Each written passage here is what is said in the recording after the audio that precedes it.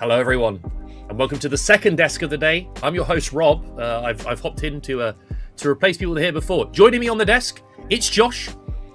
That side, Burnt Sanctuary, and Telch. How are you feeling, Josh? I'm feeling great. I mean, we're gonna have a banger matchup between Mental Rush and Vitality Rising Beast, and I mean, there's a lot of storylines to talk about once we look back at stage 1. And Telch, obviously, I don't think you weren't here, I believe, for the previous tournament. You're here now. Are you excited to be covering some Game Changers action? Because we've got, again, a banger matchup between the top two teams. Yeah, I legit can see, and it has been so long since I cast female scenes, so I'm really excited to see some banger games, and I'm happy to be here with you and also with Josh. So yeah, we have like games to just analyze, and let's hope for the best. Hoping for the best is more than we could ever expect. Let's get that first roster up on the screen. Let's go for Mental Rush first. This team, again, champions of the first stage, looking really, really solid. And, you know, everywhere across the board, Josh, right? Yeah, Zenith, Karina, Shah, Miela, and Sari, they looked so good. The fact that they took down like Rising Bees in that first tournament, surely coming into this one, there's maybe a little bit of a revenge plot for the Bees, but Mental Rush, very good. Yeah, I mean, I analyzed the games and it felt like that Vitality, though. I mean, it was a very close game between them, but I kind of felt like Vitality wasn't able to play their game throughout the whole game. Like normally they have like a very, very strong game where they don't give up a lot of generally things on the map. They don't do a lot of mistakes, to put it like this. And you could also see that in the last game against Mental Rush. It seems like it's completely different, and they gave Mental Rush a lot of angles to get into the game. But even then, I gotta say that Vitality was kind of more giving it away a lot of times than Mental Rush was winning. So obviously, yeah, the revenge here is gonna be a big one to just beat them and at the end of the day go 5-0. You've got to play to level your opponent. Sorry, I was going to say, sorry, Telch, I've interrupted. Continue. Yeah, sorry, I was like so surprised. 5-0, like really? I mean, it would be 4-0, but 5-0 after facing one more team. They already got a lot of strong teams out of the way, so if they now take down Mental Rush, but we'll see. They've shown it before, right? They obviously came into the playoff of the first stage in that lower seed position, Mental Rush, and did run through the bracket. Their final performance, for example, against G2H was very, very impressive. Do you think so? Telch, you've got a bit of experience with these players in the scene. You've spoken to them. You've known them, probably been in their Discords, yapping them in the past. Do you think that with this matchup, do you think Vitality are really wanting that revenge? Because again, they were the ones knocked out before. They were the ones taken down. I'm just checking here. Yes, they were taken 2-0 by Mental Rush in the semi-finals last time. Yeah. Do you think they're looking at this as like we should be taking this matchup? Because they were a couple games that Vitality really should have won. I mean, it's their chance to get their revenge, and revenge exists because of it. No, you have to take it back. So they should do their best. But also, Mental Rush, there are players they used to play together, and I'm sure they're really close friends. And seeing like those strong names on the strongest teams, and seeing those like two teams gonna have their best and show us like banger games. But I feel like Mental Rush looks like a bit more together in the Rift instead of Vitality Rising Beast. And they're also really good. Like, I can't tell, like, they're good at this, but they're bad at this. They're, like, kind of close together, but there is a gap. And I feel like this time Vitality might close that gap and maybe take their revenge, as you said. I mean, it's just the fact that it's a best of one. And best of ones can open up so many opportunities, right, Josh? I know you've coached in the scene before. How do you approach these kind of moments where you go, okay, we want revenge. We want an ability here to at least get ourselves a best seeding. How do you look at it with a best of one versus a best of three? With someone that you've lost in best of threes before, do you just sit there and take it as a completely new game? It was a month ago, right? There's been a bit of time for improvement. What are you expecting coming out from the Bees today? Because they're already looking really good, right? 3-0, both these teams. They should be both favourites, really, as previous champions and the champions of the Swiss last time. Yeah, I mean, best of ones are completely different to best of threes anyway, and fearless, because in best of three you also gotta take care of like which champion do you actually want to give away. Could it be a strategic deficit to actually let a champ through, because then later on the draft it frees up a ban even for the enemy because they picked it away.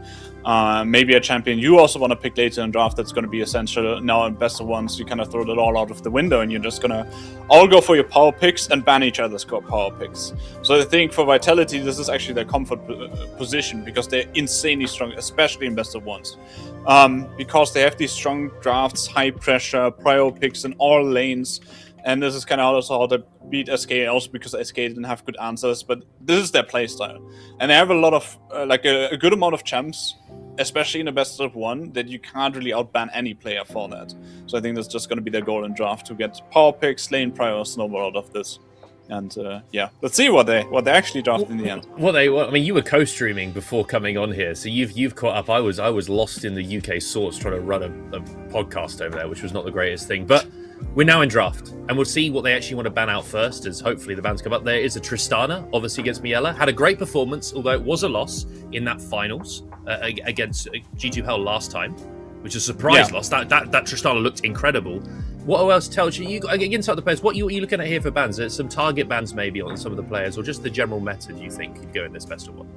I mean, of course, there will be like maybe target bans, and there like Vitality has first pick, so instead of just going for a safe blind pick, they can just cover up with a ban. And also, I'm seeing Mental Rush going red side, which is a really good angle for Zenith to counter pick top, so you can legit make win condition out of her. So I feel like both teams gonna put their strongest, but I feel like Mental Rush gonna surprise with their last pick and giving it to Zenith, because she's always a good player if you can give her a really good counter pick. Yeah, also looking in the draft right now, I think Tristana, like Pantheon as well, it's kind of like taking picks away that either can force that prio, and there's not a lot of matchups you could pick into it to give you prio, so it makes sense where you ban Tristana, and then stuff like Pantheon. Champs that could make it harder to play side lanes, because of something Vitality does so well, playing through side lanes, playing through OP. And then another pick that I think later on is I don't think it's gonna get banned, but it will be very contested, is the Vayne. If Varus is gonna get banned by Mental Rush, which I expect. Because that Vayne pick is something that Zenith likes to play, and I feel like later on in draft, both teams might lack answers into it, even if you just blind it in the end. So I'll be interested to see if we get like B4, B5, or even R4, if Mental Rush or Vitality just gonna lock the Vayne blind at some point. Both Vaynes in the top lane. We get the bans coming through. It's quite a slow. I feel like, unless this is the actual draft, it's a very slow draft phase. We're inching our way through the first 6 bans.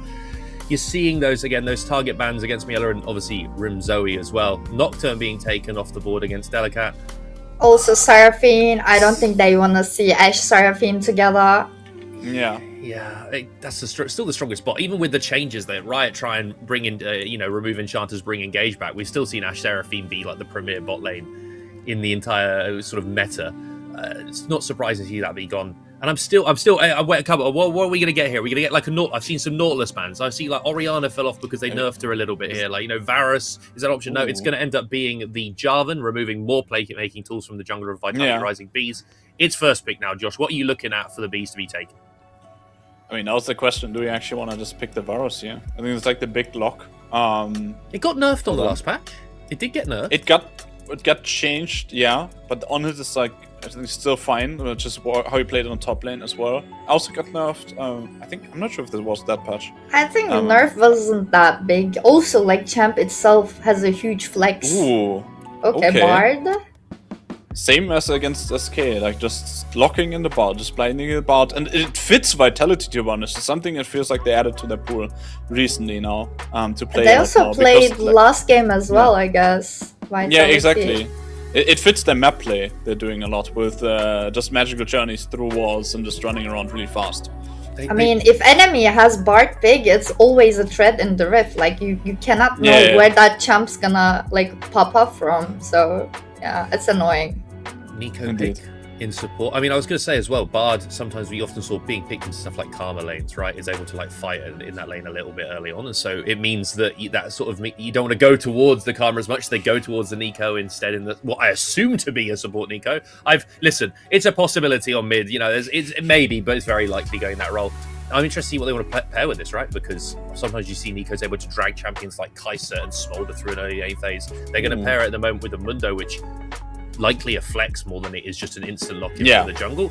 This also means that the Scions lose a little bit of value, right? Because Mundo kind of likes that lane a little bit later into the game once Mundo scales a bit. So what are we looking at next? Because I'm still seeing like Scions up. I think Scion is still, until the nerf comes through, this champion is disgusting in comp. I don't want to see this champion in my games, but I think it should be picked. Anything else in terms of the top lane pool? Do you think you're just going to try and slam 2 Mundo counters here, or do you want to go for somewhere else?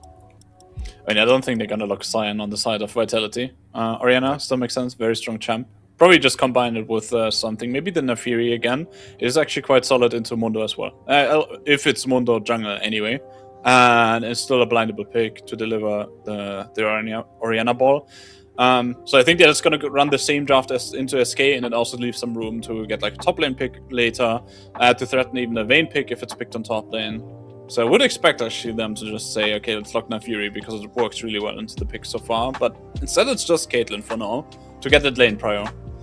I think it's also good that they picked Caitlyn, and like Caitlyn Nico also could be a problem for Vitality as well. That's true. So they kind of took it as advantage, and they can use it pretty well also. Like Caitlyn Bard is really strong, coupled together. Yeah. Do we see the Varus here? Do you like it here? Like into the Caitlyn, Nah. obviously, like you sometimes see champions like people who have played Jhin in the past into K. They've seen Ashe. It's going to be an Ezreal lock-in, Ezreal Nico into what will be Caitlyn Bard. I'm assuming again it's a Nico support. I think that's just the standard expectation at this point. But you know, flex picks and flex picks. Yeah. How are we seeing this early bot go right at the moment, Josh? Obviously there'll be some picks coming through. The ban phase is incredibly it's lethargic, isn't it? It's taking a while. What are you thinking about bot pro here? Because Kate Bard is a very strong early laning duo. I mean, Kate Bard is going to get a big prior. Ezreal and Nico obviously can fight back a bit, but also if this Mundo is going jungle, you're kind of just going to sit there and get as much farm as possible. But it also allows the Bard to get unlocked, so I kind of just expect Vitality to get prior, but looking for either invades or mid lane ganks. Also with mid lane ganks, you can give mid prior and then maybe later go for either an invade or Drake and just snowball around this. And this is something that Mental Rush right now, they really need to worry about, and they need a good answer. I would say especially into this Orianna pick, because this was missing on SK's side last game. The Aurora was just not great. It felt like Apollonia has no answers. I think Shah will have a lot more answers into that Orianna pick. Something that just allows you to more easily wave clear into her, because then you always have mid prior, and it's a bit easier to actually answer into Vitality Rising Speed's pressure comp. I mean, I'm not sure about Shah's champ pool, but I feel like going Victor into Orianna could be nice, but champ is not that like mobile, you know, and it might be a little bit issue from Bard's side. She can get like easily killed by just only one CC. But Victor, like champ itself, has a huge HP level, so I feel like Victor might be good answer into Orianna maybe. Yeah. And it's a really good front to back mage. Okay, Victor. We're liking Victor. Telch, I was going to ask you here, if you're on the side of Rising Beast, obviously they've shown a draft that's very similar to what they played before. You're a top laner. Right here, Yeah. Let's say they're slamming that mid laner on 4, and you don't know where this Mundo is going. What are you looking at here for OP in top lane? Are you saying we're going to try and take something that counters like the Mundo, for example, what you assume is a flex? Or what's your sort of thoughts? As a top lane main yourself, what would you be looking at on this angle here for I mean, Mundo is probably going jungle, and if you would tell me what to pick, I would pick something like Renekton maybe, because they also banned out Vayne, which will be a really good laning for Renekton. If they would go for blind Renekton, I wouldn't go Gnar or Ambessa or something like Aatrox, because I know Zenith is like playing Irelia, and Irelia is really good against Gnar plus Ambessa plus Aatrox, so Renekton might be the best. The champ also has a really good early game, so they can also make plays. Oh. Olaf? Wait. Where is it going? I've seen it jungle recently. I've seen it jungle recently as well. So this is, I mean, they're not going to be. Maybe they go for some weird, you know, that kind of Aatrox Olaf double flex, right? I mean, Aatrox to me stands out here as something that was pretty good into Mundo jungle as well. Could be a sneaky doubles flex situation. We see the Victor locked as well. We called that one, so that's been brought through here.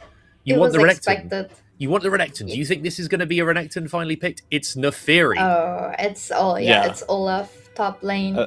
I would Yeah. go Camille I mean- here no matter what. It's a Camille angle, and I know Zenith can do it. So do it, Yeah. please, Zenith. Just lock I mean, in. Yeah.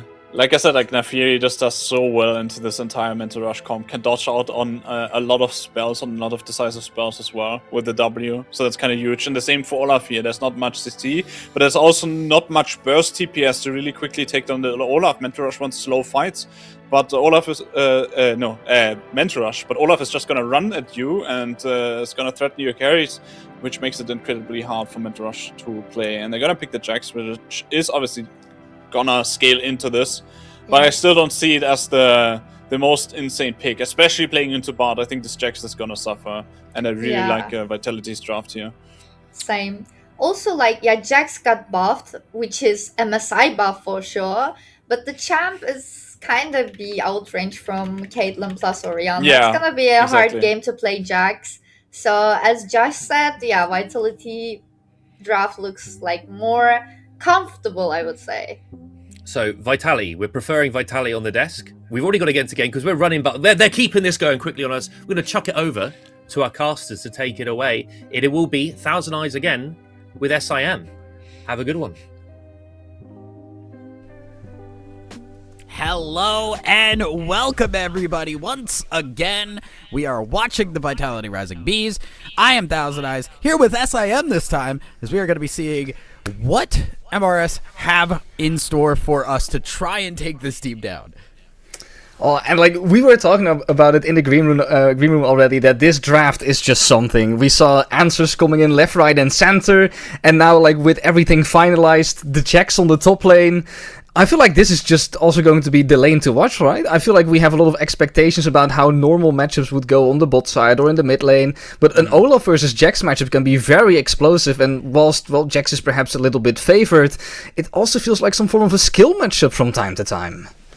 It definitely can be there. There's so much is on the Counter-Strike here from Zenev. That's going to be a bit of a problem to deal with here, but we are going to have to see how that shakes out. Because, I mean, we were also looking the Bard coming back, the Neferi coming back. Specifically, we were talking about the Olaf can just pop ult and ignore Bard ult to just keep running people down. So if that were, you could throw that on the mid line of the fight, and Olaf could just keep running into the back line, which I think is funny. How to make sure that your support doesn't incidentally grief you. I see that the two junglers are already like making their way to the mid lane, and Grigol, she's already spotted, so we see a full rotation coming in. Yeah, this is Delicate going way into enemy lines here, and actually going for this top side. We also do have the Nico following up here. Neferi gotta go in for that fight. The Ignite there. Neferi gonna be taking tower first. Blood gonna be going over to Alpi on this Olaf, and there's not gonna be enough time to follow up here. A lot of roam here from Sorry that does not do anything for them. They really want to see if they could punish the over-aggression on the top side when you also have that Ignite available for your Jax, but I see that like OP didn't even use the exhaust, like we haven't even gone into summoner spells, but two very aggressive setups trying to counter each other depending on what the situation might bring. And now with the Olaf already 1-0 on that top side, that is kind of an insane start for the top side of Vitality Rising Beast, but they don't want to even stop there because, well, we know that Delicate has been slowed up a little bit with their own jungle clear. Doesn't really matter when you have this much priority now all around with the Bard to even look for a sneaky invade if it's possible. And we kind of talked a little bit as we actually have. Well, there is. We keep on fighting. That's Zenith. Yeah, that is what Jax can do into that Olaf matchup. The Counter-Strike doing what Counter-Strike does and getting a return kill here, huge for Zenith. And at the same time, in the bot side, a little bit of aggression negated here. Honda and Delicate not able to steal that buff away like we saw in the last Vitality game. I really want to talk about it over-aggression in the top lane, but the two sides just keep on fighting and fighting. I feel like perhaps in the bot lane we might see some action soon, even though with Karina is pathing away from them, but we see that that Delicate also arrived here if they need to go for the cover. But on the top side, I didn't expect OP to take it this aggressive. Like, yes, you are up 1-0, you have an item advantage, but you still should know that just matchup-wise, it isn't necessarily super favored, and I understand that as an Olaf, you want to drop low and utilize your passive to the max. But you cannot just auto-attack through that Counter-Strike. So now that the aggression has been punished, your entire lead instantly gone again, and we're looking at a very equal game state again. Yeah, going to be pretty standard. Also, just seeing Victor versus Orianna, a lot of farming in the mid lane, a lot of wave pushing into just waiting for team fights to happen for these two mid laners, which is going to slow down the game just a little bit here. But once these objectives do start becoming a problem, especially now that we see these mid laners hit level 6, these team fights can get a little bit out of control. Karina also just being a little aggressive, not really caring that this Neferi exists. Yeah, even has to flash. Okay, carrying a little bit. Carrying just a little bit. We're going to see Rem get away under tower. A gank from Sorry not going to work out. Ezreal going to shift away from this Caitlyn in the bot side meanwhile, and will be a big wave crashing here for Miela to grab. I just see two teams just instantly throwing the gauntlet towards each other, just wanting to fight permanently. No, they also know that they're already 3 games deep into the day, so if they can give the aggression towards the enemy side, it might even be like the positive point that you want to work through. I do see also this fight now on bot lane. Bard Portal. Bard Portal used. Not going to get them a whole lot here. Gets a lot of damage onto the Nico, but they cannot get a kill. And that will be Sorry getting back under tower. Good aggression just to gain control of this bottom side of the map, but it is not going to turn into anything crazy. And slowly but steadily we do see that the tempo disadvantage is working up towards it. Neferi only just hitting level 5, whilst Karina is already sitting comfortably on that level 6 on Mundo. And yes, you've used your flash already, but having that ultimate advantage, it should give a free pass to just start clearing the jungle. We're going to see Karina just invade here and try and fight. There is a Bard to try and bring a little bit of extra control here, and this might be a little bit too deep here for Karina, getting a little bit too aggressive. Will be able to back away. Ooh. Mundo just on single-digit HP, walks away, and Karina says it's not even close. Mental Rush, get out of a sticky situation. And I don't know why, but I felt like the ultimate, of course, would have a lot of extra value in, well, trying to make that counter jungle happen, knowing that there's also a lot of backup available, but just the fact that the Vitality Rising Beast, they don't want to just give it for granted. They're trying to defend their jungle like as well as they can, and then purging those stonks, Mundo barely getting away by the skin of their teeth is something I did not expect this early into the game, but it does show, once again, aggression all around the map, even with all of the neutral objectives still standing. And then I feel like when I'm looking at the minimap, I see Karina. I want to say I see Karina trying to path towards the dragon, but I'm also being fooled by the minimap in Sorry just making that rotation. Good sir. Classic. Yeah. Even on the observer side, I'm getting fooled. Not even just in game. Yeah, no, it's crazy. The amount of times that I have been bamboozled by the Nico has been a non-zero amount as a caster, and I think that is my greatest shame. We do have Mundo showing up on the top side here just to provide a little bit of coverage, because there is Honda just sitting up here on the Bard trying to make sure that Alpi could shove this lane in. Meanwhile, this is a little bit aggressive from Karina, as we're Look at the minion wave. There is no ult here on to Alpi, and that means this Mundo will be able to survive just a little bit longer. Now in comes Nico as one of the minions to pop this Bard and walk away. Another winning matchup here for Mental Rush, as they are going to get 2 kills. But there's a big wave to catch here for Mental Rush. To me, it feels like I'm looking at a really exciting chess match. We're just trading pieces into pieces, even now on the top lane. There's a flash here from Sorry, which is not going to get the kill, as Rim is going to head back over to the mid lane as we take a look at this replay of this top fight. You can already see like the double melee minion coming into that wave, but the fight was already so close that you just barely cannot stall enough time to get the Nico in there in time, so you will trade 2 for 2, but it's still a very nice surprise knowing that your team themselves also already set up their rotation. But then the oversteps there from Rim, I don't think they can get punished that easily. Of course, she did manage to get out alive out of the trade, but knowing that you are in that 2v1 situation, yes, I understand that you want to crash that wave in, but perhaps a little bit too much of a risk. But hey, late into the day, mistakes can be made, and she got away with it. So in the end, we just call it worth. We get some plating, we get some farm. That's exactly what you want on the board. Exactly, yeah. We're gonna... You know, we haven't seen much focus on these objectives in this early part of the game here. There's still grubs, there's still first dragon available. It has been just kind of fight, fight, fight, but not over anything specific. It is fighting for fighting's sake. It's like we're doing an LPL game here, even though normally objectives do get focused there, and that dragon has been sitting idle for 5 minutes. This is just, I fear, Bard gameplay, as we do have a double stun here. You know, Bard will just kind of wander around and be like, oh, well, I'm here anyway, and then just start fights. So we do see a big Ezreal ult pushing Honda into the lower digit HPs. They are going to try and get this Hextech Dragon and back away. There is the portal to get out. Going to see Delicate hop over the wall and a free dragon for Vitality Rising Bees. I thought the voice line was Mundo goes very pleases, but hey, there's a reason that it's called the Magical Journey, and there's Bard also just goes wherever he wants to go. Tempered Fate used onto the Nico. Going to see if they can do anything with that. There is no Nico ult, but they will get a lot of damage down. Delicate just getting so low, but will survive for just a little bit longer. Shift forward from the Ezreal, who gets 2 kills, a double kill into the bush, but Caitlyn able to flash in to get the kill. Beautifully played by Cosmic to make sure that vision that was so desperately needed was there.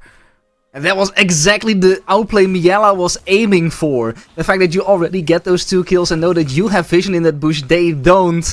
Trying to play with it, hitting every single Mystic shot, but it's not enough if your brain gets matched by your opponent.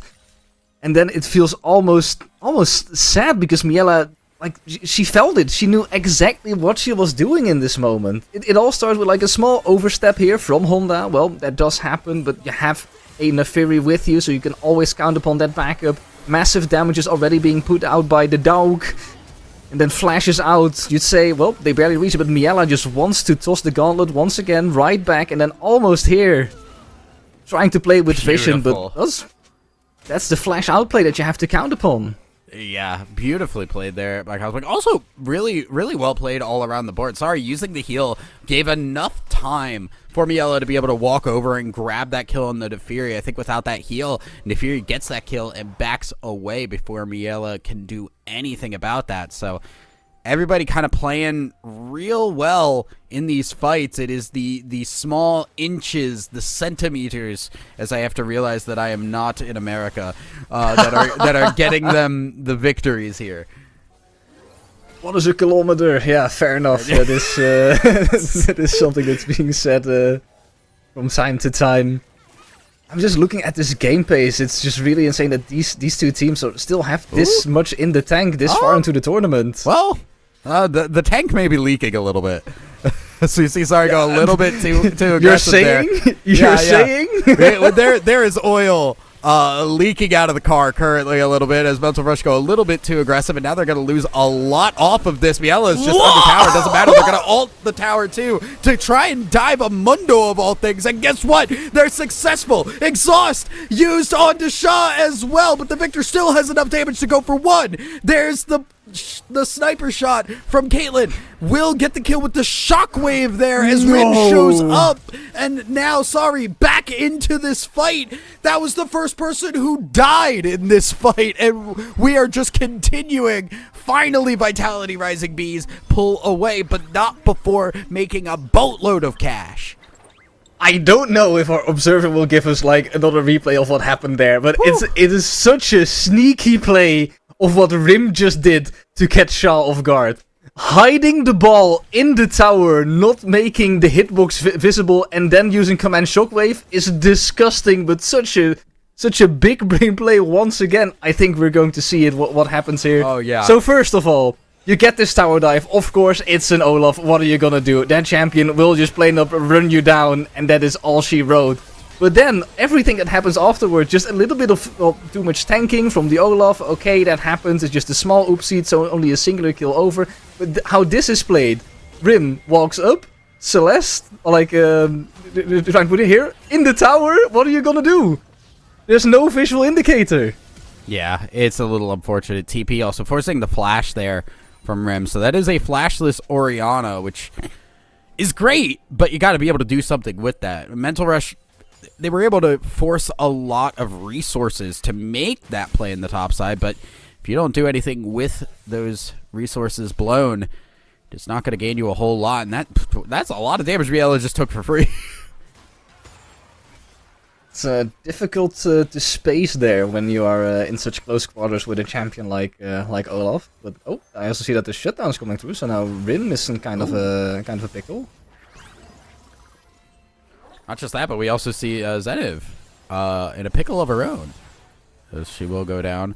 And that is another kill to the Nefiri. 3-1 right now, Delicate is, as Nico has shown up and decided to become a problem. There is no Pop Blossom used, which I'm actually a little surprised about. Thought with Miela in the background there, that might be the opportunity. Now they're going to go for it with the root. Delicate on single-digit HP. The Q heals enough, and we see Delicate walk away. I am thinking about, like... Huh? Okay, so there was just barely enough healing to get away, and sure, I kind of can get behind the small miscalculation in, okay, we do catch the Nefiri here very off guard, Yella is very nearby, I probably do not have to invest the Pop Blossom, but then the small disconnect of both sides afterwards as well is, it's kind of sad to see, because, like, Mental Rush is kind of on the back foot, even for this fight. Yeah, this is going to be shenanigans all over, as we do see the referral picked up by Vitality. Mundo going to have to flash away from that fight. Karina not wanting anything to do with that. And now we see the Dragon is up as well, and it looks like Mental Rush are going to say, you know what? You guys can have those grubs. That's fine. Karina, you can die. It's all right. Now we can't do our Dragon. That's not all right. Now you're missing your smite to secure your objective. That is indeed a very unfortunate event. I mean, perhaps you can big brain the enemy when Sari now changes into Mundo, that you can be like, oh look, our jungler's magically returned. Ooh.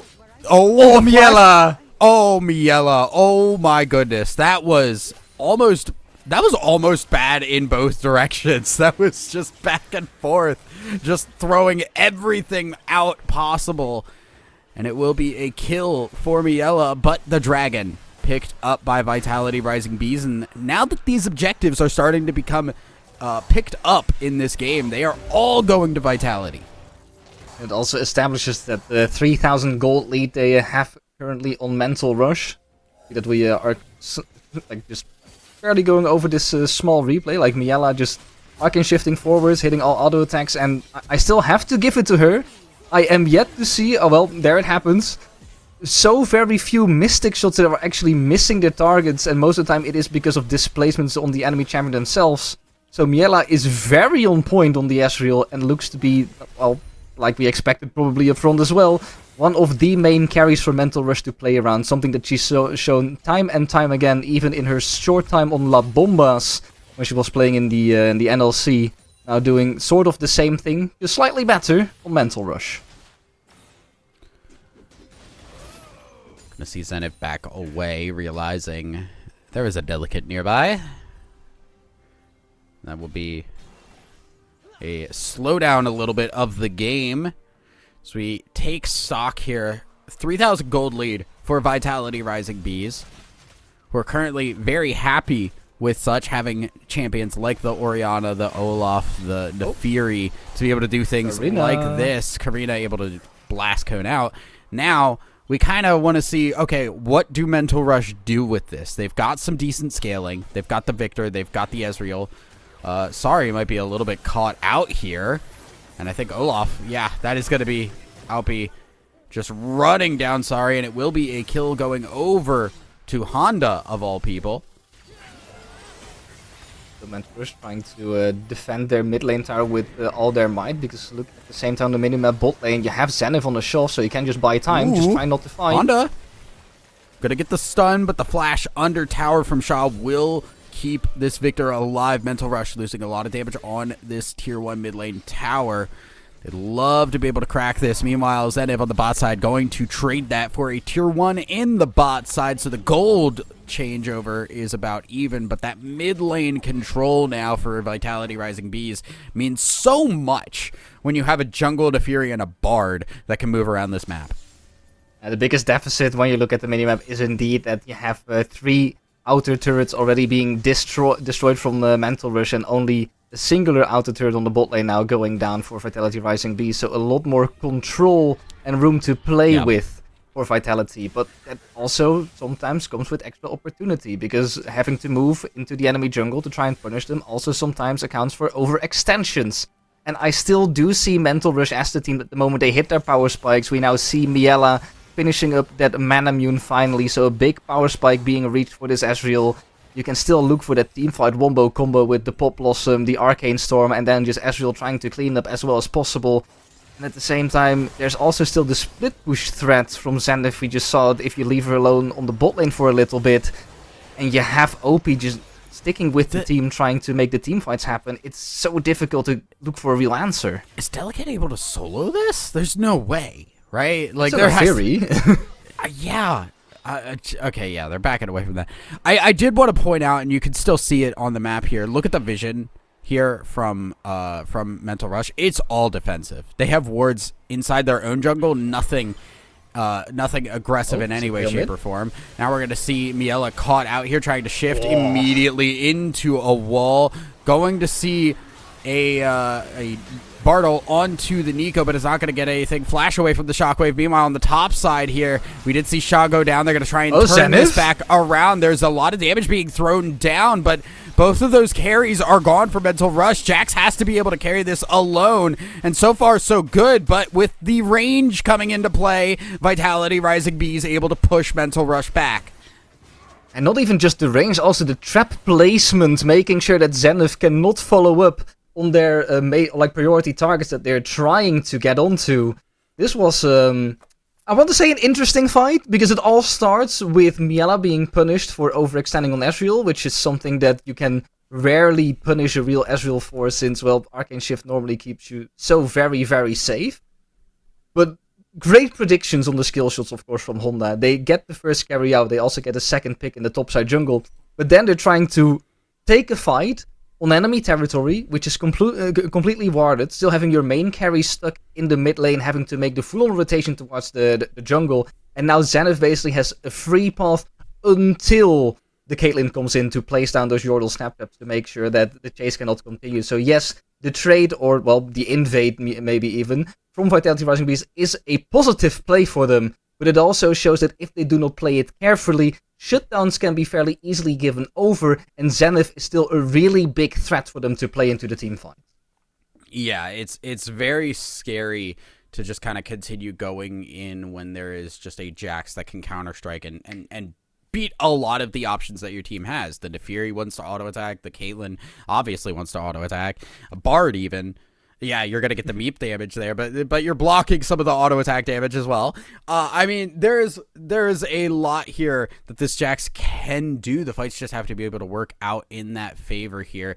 I'm really kind of curious too, just as this game goes forward and forward here, what does this game turn into? Because we have the Victor, we have like a lot of team fight potential here for Mental Rush. They need to get to that point. They also have a little bit of split push in the Jax as well. If that Jax can be able to fight that Olaf 1v1 late in the game, your split push potential now becomes a threat in and of itself.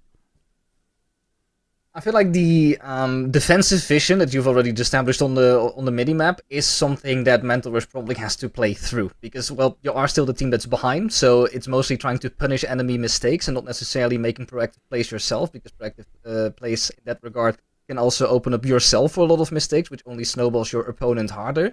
And Well, therefore, those fights in the jungle, they are fine. Like, you have Zenith as a backup in those close quarters to make sure that at least when they've blown most of their really important cooldowns, you can still fight back in that melee range. But I'm mostly looking forward to when this vision gets re-established, that there is a moment that you can once again try and collapse on your opponent's team when they're trying to make that sneaky invade, or like the Fnatic baiting bush, how we dubbed it like a long time ago. And then perhaps have something like Zenith in a flanking position, because, well, Caitlyn isn't necessarily the most mobile champion. Yes, you have your heavy net, but the moment heavy net and flash are being used, then you're just a sitting duck. And there is still a lot of damage to be dished out by Zenith against, well, an auto-attacking champion when you have that Counter-Strike available. So this vision control is going to be key, but it's not just in the hands of Mental Rush anymore. Exactly. And also, important to point out, too, Ezreal is usually not known for being, usually the late game scaling of an Ezreal starts to feel a little awkward. However, when you're in this kind of a game where there is no real tank for Vitality Rising Bees, this Ezreal does not feel anywhere near as bad. The poke will still be pretty impactful. Now we're seeing Mental Rush just start up this Baron because they know that dragon is being taken. That is the third dragon. We are on soul point now for Vitality Rising Bees. And unfortunately, Mental Rush were a little bit caught behind here by this. They're going to get a tier 1 tower in the top side, but that is not a great trade because now every dragon matters for Mental Rush. I understand like the decision making that you're trying to bait out your opponents for making a very rushed rotation, like, oh, they're threatening Baron, we have to be there instantly, but they also know that the Baron take isn't necessarily that fast as long as Zenith isn't there instantly, and Zenith was still pushing out visibly that top side of the map. So I think the bluff has been called by Vitality, and it's just, well, almost lucky that Mental Rush didn't lose their mid lane tower of that, because that trade would have been even more disastrous. Karina having to pop the Mundo ult just to get out of a bad situation again. And how many times have we said that this game? There's been a lot of missteps where we've seen Karina walk forward, tank a lot of damage, and walk out, but at lower HP or cooldowns missing. And that's not where you want to be when you need that front line from the Mundo alongside the Jax so that your Victor and Ezreal can do work. Mental Rush have not been able to get their feet in the ground, so to speak, on that front. That is costing them in terms of gold, down 4k right now.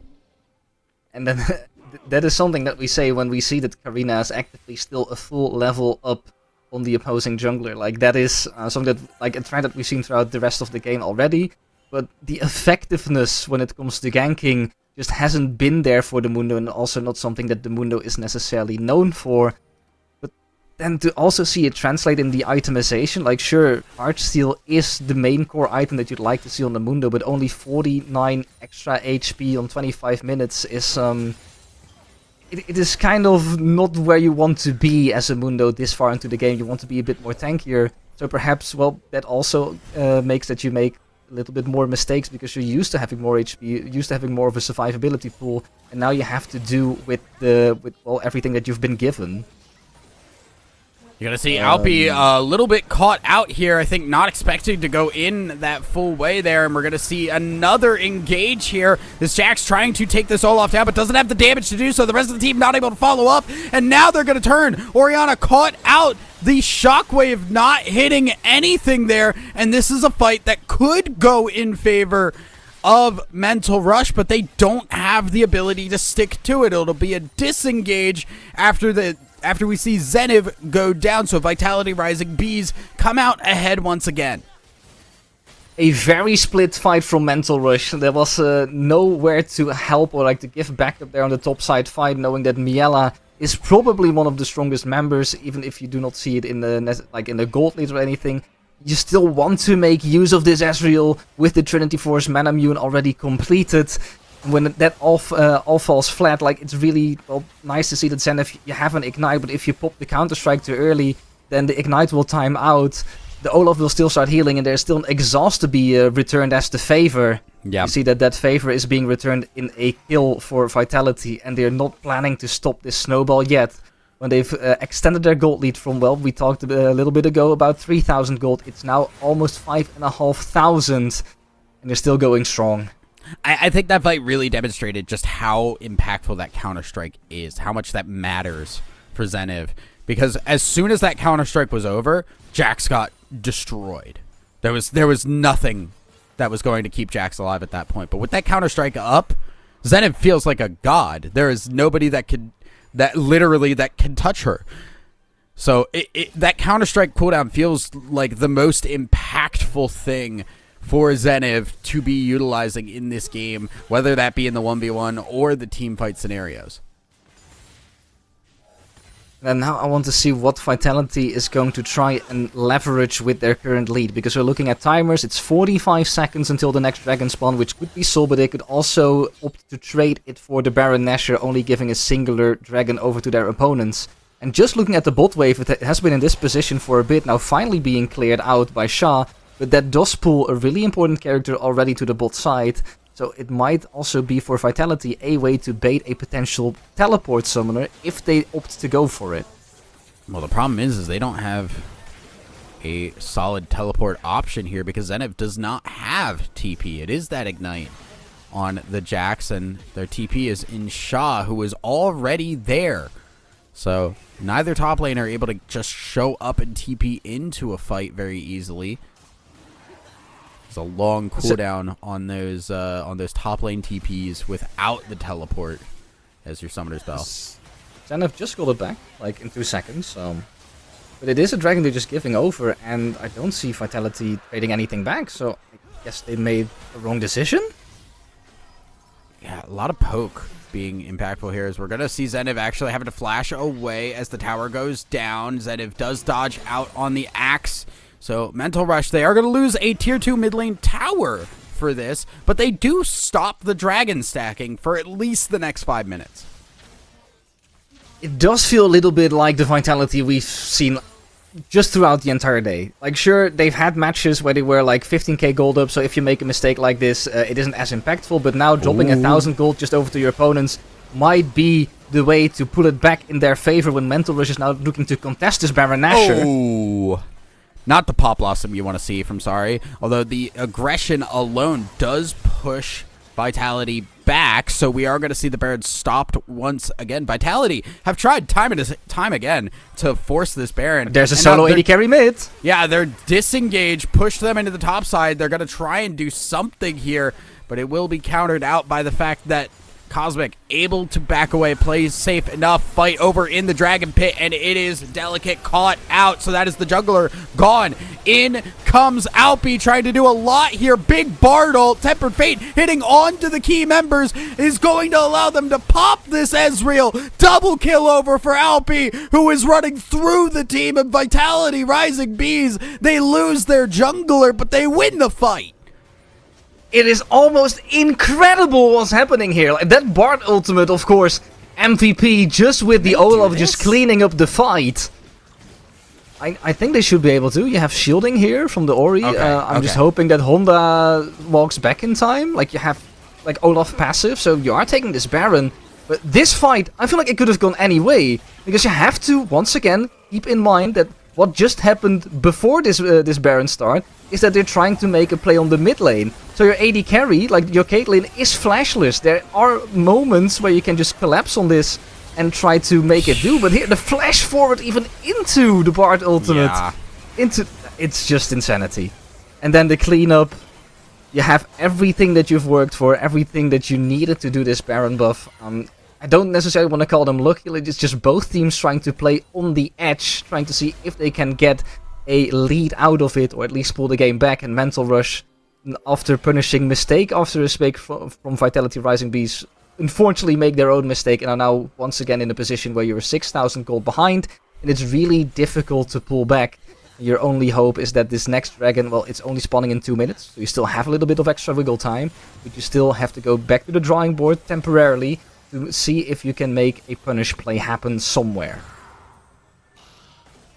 I think the saddest part about it all is how many times Mental Rush have just been, like, bit by bit clawing themselves back into this game, and then one mistake, and it's just all wiped clean by Vitality Rising Bees now, as the Baron buff is going to be utilized to push that bot side in, try and get a little more map control, as Mental Rush, again, still finding themselves on rocky ground. Their feet need to be in a more standard spot, as we see Delicate going in on to Zeniv, who is going to force the Stiff Fury back, but now is walking into more and more people, and they have cut off any assistance possible. Zeniv completely removed from Mental Rush's team and caught out in just... we have not been able to see Zeniv get a fight where this team has been able to back her up. I also want to point out, I think in shooters you would call it trigger discipline. The fact that Cosmic is just standing there on the other side of the wall, just waiting out cooldowns of Zenith before heavy netting herself over the wall to then make the punish play. It's just so beautiful to see like the insight that an AD carry can bring, even on world champions that are normally very vulnerable. That you can play it very smart when you play with vision, when you play with cooldowns. Yeah. That does show that Vitality... I feel like they've been waiting for a game like this. You have to know, of course, that last Game Changer Stage 1, it was Mental Rush that took down Vitality Rising Beast 2-0 to put them into the losers bracket, or like into the lower bracket. And I don't think Vitality Rising Beast want to have the same thing happen against the same team, and really want to show them it was just a one-off, and they are still the team that is being gauged as the strongest in the competition. Yeah. Going to see vision control being gained by Vitality Rising Beast. There's another dragon going to be spawning here. Again, reminder, this is Soul if picked up by Vitality Rising Beast. And they are looking like they want to start this immediately. Mental Rush not in a position to try and contest this. They're going to go for this tier 1 tower. And I don't know how great of a trade this is. A tier 1 tower in exchange for a Dragon Soul of all things. Vitality Rising Beast, I think they'll take that every single time. Trying to surround them. Is going to be the shift away from the Ezreal. Mundo having the passive, doesn't even get stopped. And Vitality Rising Bees, they get their control. They get exactly what they wanted, which is that Dragon Soul. And that move speed, very important for characters like this Orianna, like this Bard, like this Caitlyn, to be able to avoid some of that damage that's coming their way. And of course, for Mental Rush, it isn't all about opening the map anymore. Like, sure, you do take that mid lane tower, but I feel the most important thing they get away from that is that they have some extra gold to spend, because they have to prepare themselves towards the final team fights of this game. Every single lost team fight could be the last, because you are looking into that 7,000 gold deficit. And, well, we've seen that the last couple of team fights, they haven't necessarily been going their way. So every single penny, it does count towards an extra item, an extra component, and hopefully swinging a fight into their favor, but they still have to play it out really carefully, and this is the way to optimize it, even if you give away the Dragon Soul forward, because there was no real way for them to contest that. Minute and a half till the next Baron, as Vitality Rising Bees just kind of controlling their waves as best they can, especially this mid-top wave. Gonna see Alpi up at the top side. This Olaf kind of does not have an answer here from my Mental Rush. They have tried to put the Jax up against it. It has seen some success in the early portions of the game, but it has struggled as we've gone further and further. And you usually look at something like Olaf compared to Jax, and you think, well, Jax should have more teamfight potential. Unfortunately, Alpi does just have the ability to run at people and kill them. But maybe they're caught off guard. They're trying to once again single out some members from Vitality. Alpi maybe going to be forced to ult defensively. Is just going to have to go directly in, and they're going to turn on to this Olaf. Will not be able to save him. Unfortunately, can't ult your own teammate when he's got Ragnarok running. And that'll be a tanked ult from the Caitlyn. Now a huge win there for Mental Rush, but they've got to get themselves out because this Baron is not up. They don't want to continue to take any more fights. They will be able to disengage. 10 seconds until Baron, and with this Jax needing to back, that is going to make it difficult to maintain control of the Baron pit. It is 1,000 gold shutdown has been picked up, so now the gold need only 6,000. That's, well, extra gold you can spend to perhaps complete some extra items, and you're still down this Olaf for at least 15 seconds, so control over the Nash pit is now for Mental Rush, and it is Vitality that's once on the back foot that has to contest in a 4v5 situation.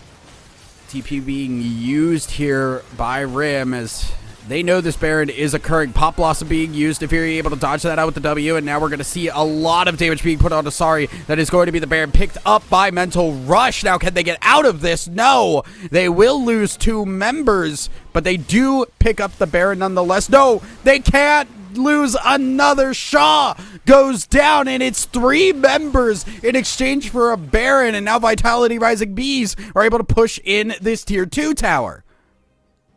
Perhaps you can stall a little bit longer, Mental Rush. You still have the minions you can make big and purple for the defense side. But it also means that you cannot overextend anywhere. So careful, Karina. You cannot just walk there when there's 5 members of Vitality around. Not just that, but Biella needs that front line to be able to walk forward at all. So we're going to take a look at the replay of how this Baron fight went down.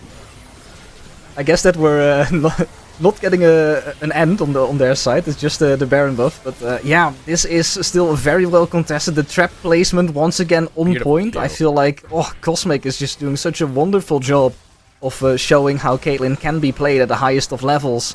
And then it's just really unfortunate that even in vision pockets, you'd hope that you can get a free reset angle with the help of that Baron Baron faster recall. But unfortunately, it is not the case. And Mental Rush, whilst they have a small victory, they instantly have to set their sights onto the next fight. Because, well, we do see Vitality that's stronger. They want to take a fight on any second.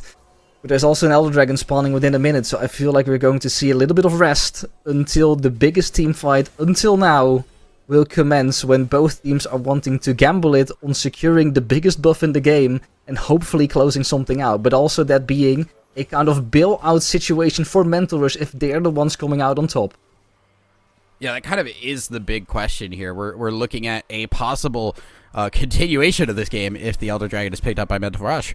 However, this game should be locked away and the key thrown away if Vitality Rising Bees can pick it up.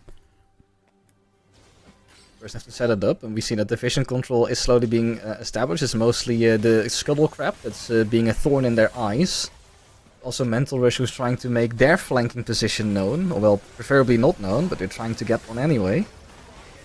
Again, Karina walking forward. They're going to get the Pop Blossom, the flash, forcing the flash out from Rim, but now the fight is going to go in, and now Jack's going directly onto the Caitlyn. Meanwhile, Olaf Ragnaroking into the backline. Look how much damage done across the enemy team, and Miela having to shift wall over wall. Jack's still alive in that backline. Will finally go down as Zenith can't stay alive. There's the ace in the hole. Nobody there to block it thanks to the Bard ult, and now Victor's gone as well. A triple kill going over to this Caitlyn. Maybe a quadra kill if they can kill this Mundo. They're going to leave it over for Delicate to pick up, who will be able to walk down Karina, and the final kill going over. They don't even need the Elder Dragon. The minions are already in the base. They've already taken down a tower, and Vitality Rising Bees have risen to the challenge once again. They will still be undefeated.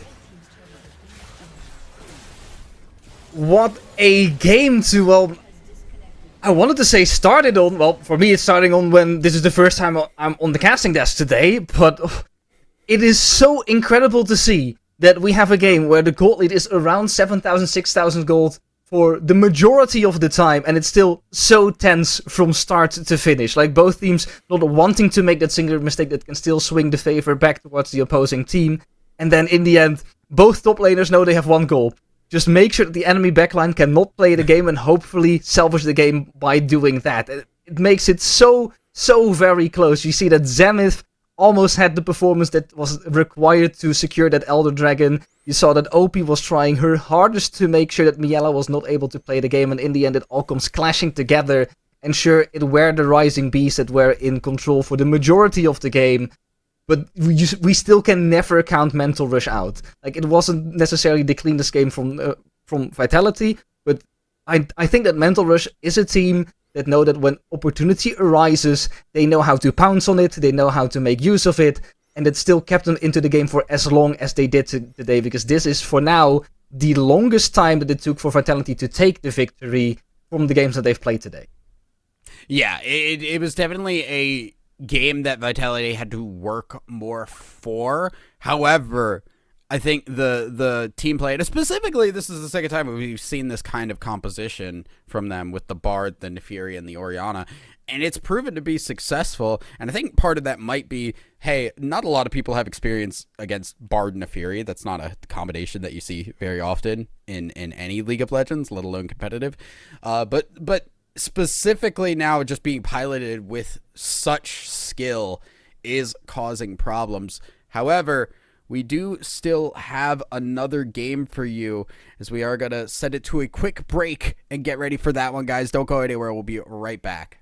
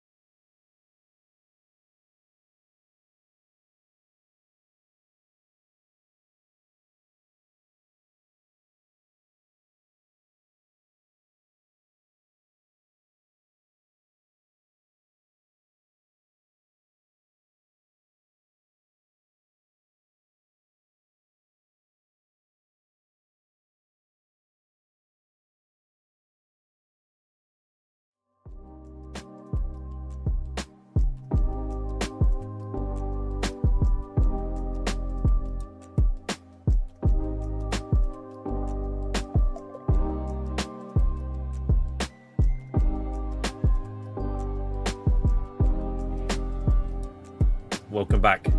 We've just seen an absolutely insane game between Mental Rush and Vitality Rising Bees. Lots of kills, lots of action. We're going to be getting into the next one very shortly, which will be Eclipse versus Blue Otter. I just want a quick wrap-up of thoughts from that previous game. I'll start with you, Telch. Did you like what you saw, or were you wanting a little bit more clean gameplay for when playoffs comes around? I would expect a more clean game from both teams, but in early game, it was the most chaotic game I've ever seen in my life. Like, I didn't expect that much fight.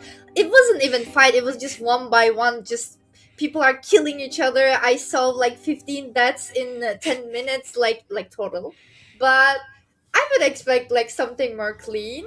But in mid game, maybe it was more clean, but there was like still a lot of questions. I just didn't expect that much fight, that much like dying one by one. I think Mental Rush had some maybe communication issues because they were not at the same page, especially in the early game, and it made their life really miserable, and they couldn't even go to mid game that as like healthy team, I would say. Josh, what are your thoughts again before we get to this next matchup? Were you impressed, or were you sitting there really going? I didn't hear you have too many choice words behind the scenes, but I'm sure you've had a lot to think about from that previous game. Yeah, wasn't really the greatest game by them. Both sides, I think, but it's generally how the games are between them. And Vitality, though, they just look much stronger, much more united on the map. I think the Bard pick also did a lot, and it's something to look out for teams now. That Bard pick is coming through for like especially like tomorrow playoffs as well. So. Yeah. Well, we're going to move straight on into our next series because we're behind schedule where everyone is. So straight up, we've got the first roster for the first team: Blue Otter, Melanchola, Lily, Tifa, Stratos Panda, and Virtuoso coming in, replacing Reina of last tournament, I believe. Reina having moved over to a sub for Mental Rush.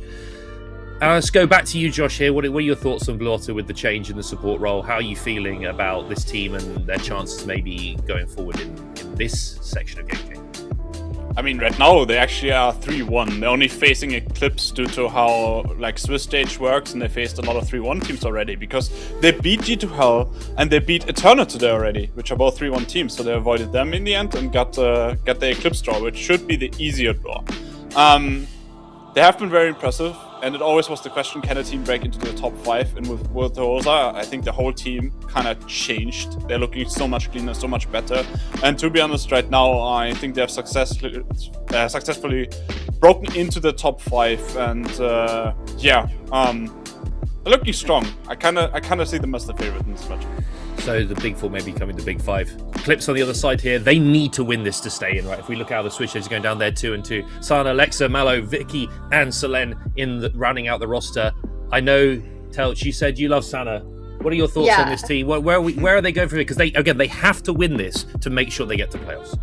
I think if they can stick together and make right decisions, they can end up just winning the series. But like when I see their roster, like it gives me nostalgia a lot, because when I started to play in the scene, I faced against Sana and she was the best top laner in the scene. So I kind of learned how to play top lane just by playing against her over and over again. So I feel like, as I can see, Eclipse got the red side and they can maybe give Sana something special and maybe she can cook around top side. But it's like, end of the day, it's a team game and they have to stick together. They have to make the right decisions. They have to play around the map. So it should be perfect. And Blue Otter, they're also a really good team. They always stick together. They're really strong. But I feel like Eclipse gonna make really good answers in game, also on the draft. And it started. Yeah. I think it's all gonna be about Sana. Like when we were here last stage, I think Sana was like kind of floating around in like mid diamond. She's now, let me double check my document because I tracked the LP. She's now at okay, she was at over 600 LP already. Right now she's almost 500 LP. But it's kind of like she had an insane climb, and she kind of was going after like retiring or like semi-retiring for a year. She came back now, and now she's back in the game and looks scarier than ever. And I think This is all about Sana here. It's gonna be the Sana show. Can Eclipse actually win through Sana or not? If not, then I think Blue Otter takes it. Is Sana just gonna take over the game? I think Eclipse has a chance here to make playoffs safely. So I was going to say, we've heard about, maybe retired top laners, particularly one on the other side of the desk from me here. You're definitely backing your girl Sana in the top lane here, Telch. You're wanting them to take this home because again, they have to win. I mean, yeah, they have to, but the thing is, like, they have perfect tool. Like, when I see Eclipse players, Wiki is a really good weak side player, and which make Eclipse life kinda easier, because if they can give something Sana strong, which they can, and they can make easily like plan around Sana, and by the time Vicky can chill, just farm and stay away from getting dive, Vicky is such a, like, I would say, safest player if you can put her into a weak side. So if they can make a good draft, and I think they can also make it in game as well. I'm about to break your hearts. There's been a few tech issues, and we've had to swap the game that we're going to be covering. I'm so sorry, Telch. It's you, okay. you sung the praises of Sana so beautifully. But we will be going to G2H versus MRS because we've had issues with it a little bit there. But that's fine. We're swapping over. We're going to G2H. Obviously, they came second last time. We're going to have to rehash some points here on the desk. It's all right. And in general, with G2H's roster, Viosna, Sheena, Cultis, Sakuromi. Hold on a second. There's a Izuri's not playing. Izuri's out. I checked the Twitter account. She's in Japan right now. Oh, I think she already, because G2L built the roster late, and you plan a trip to Japan late. I think they she just already had it booked, and that's why. Okay, so they've obviously got a sort of sub moving in, you will say. I'm assuming Aziri will be the starter when she comes back, and obviously Lumi as well running out in that support role. And then MRS, we've just seen them on the screen, right? Zenith, Karina, Shah, Miela, and Sari. I'm so sorry for breaking your heart, Telch. I'm going to let you come back. This G2H roster, Cultus moving mids, some, not newer faces, Sheena coming back, Viosna sort of floating around a little bit in the scene. How do you feel about when you have to bring these newer roster builds? They came together quite well in the previous tournament, but it came off the back of other teams being disorganized. Do you like this Cultist sort of role swap here? Obviously, very, very good ADC back in the day. I mean, it's kind of the same like the champs itself, because we saw Cultis on Ziggs duty, we also saw her playing Yasuo, also Mel. Like, these champs are kind of champs that you can also play in mid lane, and overall we saw Cultis doing really good job on mid duty. But as a player, and also like I from like outside of the Rift, I would say Cultis was like more good on ADC, because it was always an insurance. If she's on like ADC, she can make it to late game, she can make it like win condition. I don't know, I'm not used to see her on mid lane yet, but I think she's doing pretty fine. I don't know what about Josh. I mean, the other thing is, though, I think it's not necessarily that she was better ADC. I think she's doing fine on mid lane, and she found some new motivation. I think it's more about that the mid lane pool in the scene. Like right now, for example, alone if you look at the solo queue rankings, because like I said, I keep track of that a lot. I think right now there's like, let me check. I think there's 5 mid laners. 1, 2, 3, 4, 5 in the top 10 LP. So it's like of the top 8 teams from last stage. 5 of these 40 player rosters are in the top 10. So the mid lane competition is just so big. While in ADC, I think the level is a bit lower compared to mid lane. So I think that's why. Also, she was always like a standout player there. But on mid lane, she just has a really, really huge competition with all these strong mid laners she's facing. So, I mean, we saw her bring out Caitlyn mid in the last tournament versus Agalia. True. We've seen some interesting picks. ADCs being put in that mid role from G2H. Bans coming through thick and fast. We sped up the draft a little bit, guys, because last time it was dragging a little bit. We see ban of Nico against Lumi. We see the ban of Bard against Lumi. And then on the other side, the Nocturne and the Syndra bans coming through versus Karina and Shah, respectively. With the vibe ban as well against Sheena makes a lot of sense. We're seeing Comfort taken off the board. We're seeing some playmaking potential from the jungle. I'm going to go back to you, Josh, very quickly. First picks here. It's going to be Mental Rush on that blue side first pick. Are we just going to be looking here at the standards? So if Oriana's open, we take that?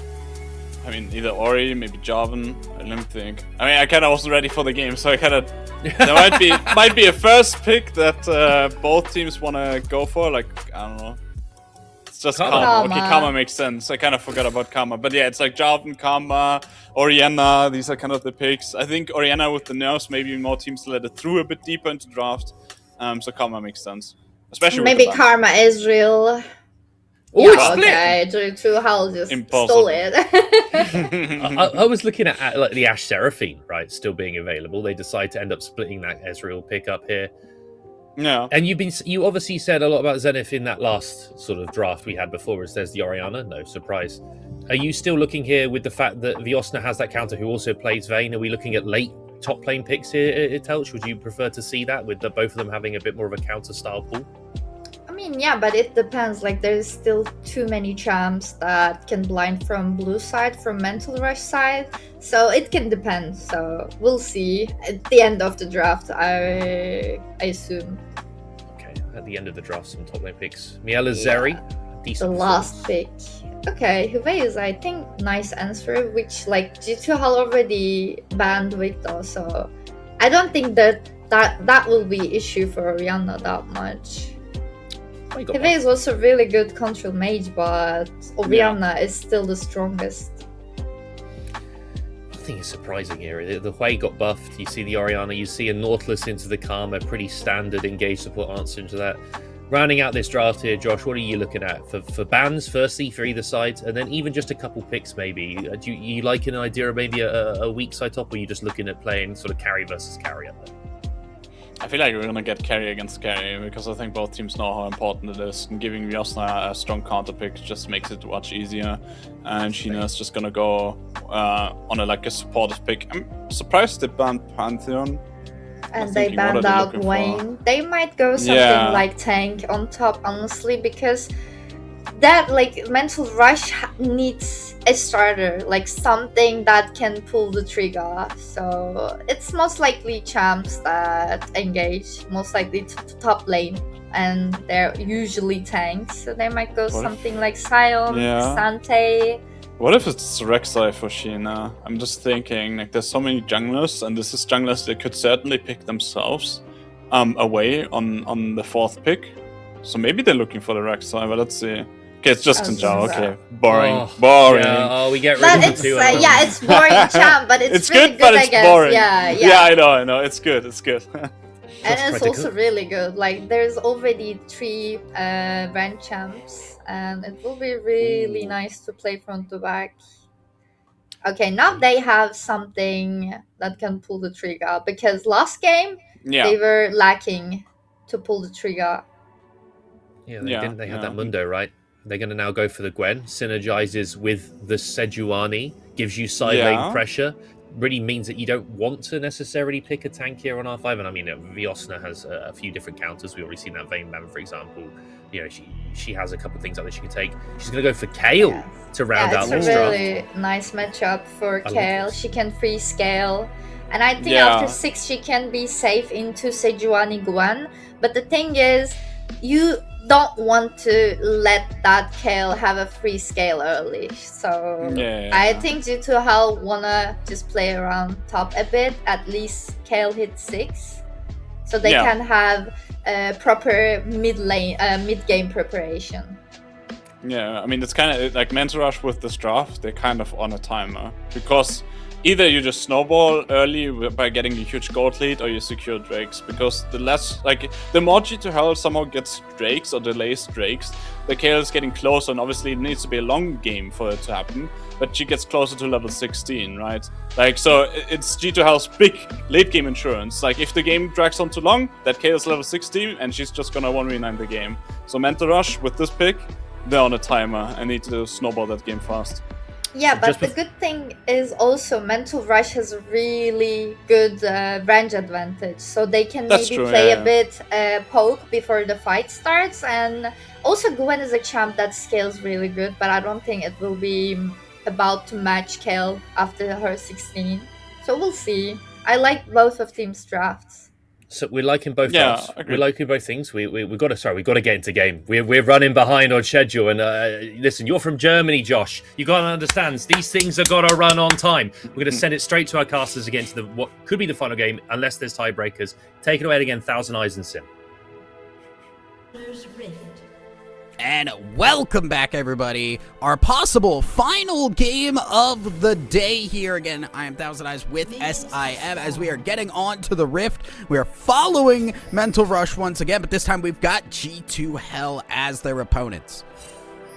And this time around, like, of course, you've already seen the champions in draft, but I am seeing once again Miela playing Zeri. This is at least the second time she did this. Like, she's playing this champion today, and this champion has been something. It is interesting to see that it's going to be a Doran's Blade start as well, since I've seen this champion being played with Doran's Helm very often to get safely throughout the early game and skill towards being a late game monster. But like Miela, I feel like she's feeling herself today. And even with the Ezreal game that we've just seen that maybe wasn't necessarily it, she was still one of the more important players within the teams, and during their wins, she's always just there on the scoreboard, so it's the perfect champion for her to play in combination with that Karma that can peel for her. She is a playmaker, first and foremost, and you put her on champions like the Ezreal, like the Zeri, that have the ability to be playmaker-type champions. You have the chance to see Miela pop off like crazy. We also have a Kayle up on this top side here. Gwen, yeah, Gwen generally a really big lane bully. Kayle, on the other hand, definitely wanting to scale up into that late game. So we're going to be looking at Zenith, hopefully, at least if you're an MRS fan, getting ahead early. Right now, though, Kayle up a lot of minions.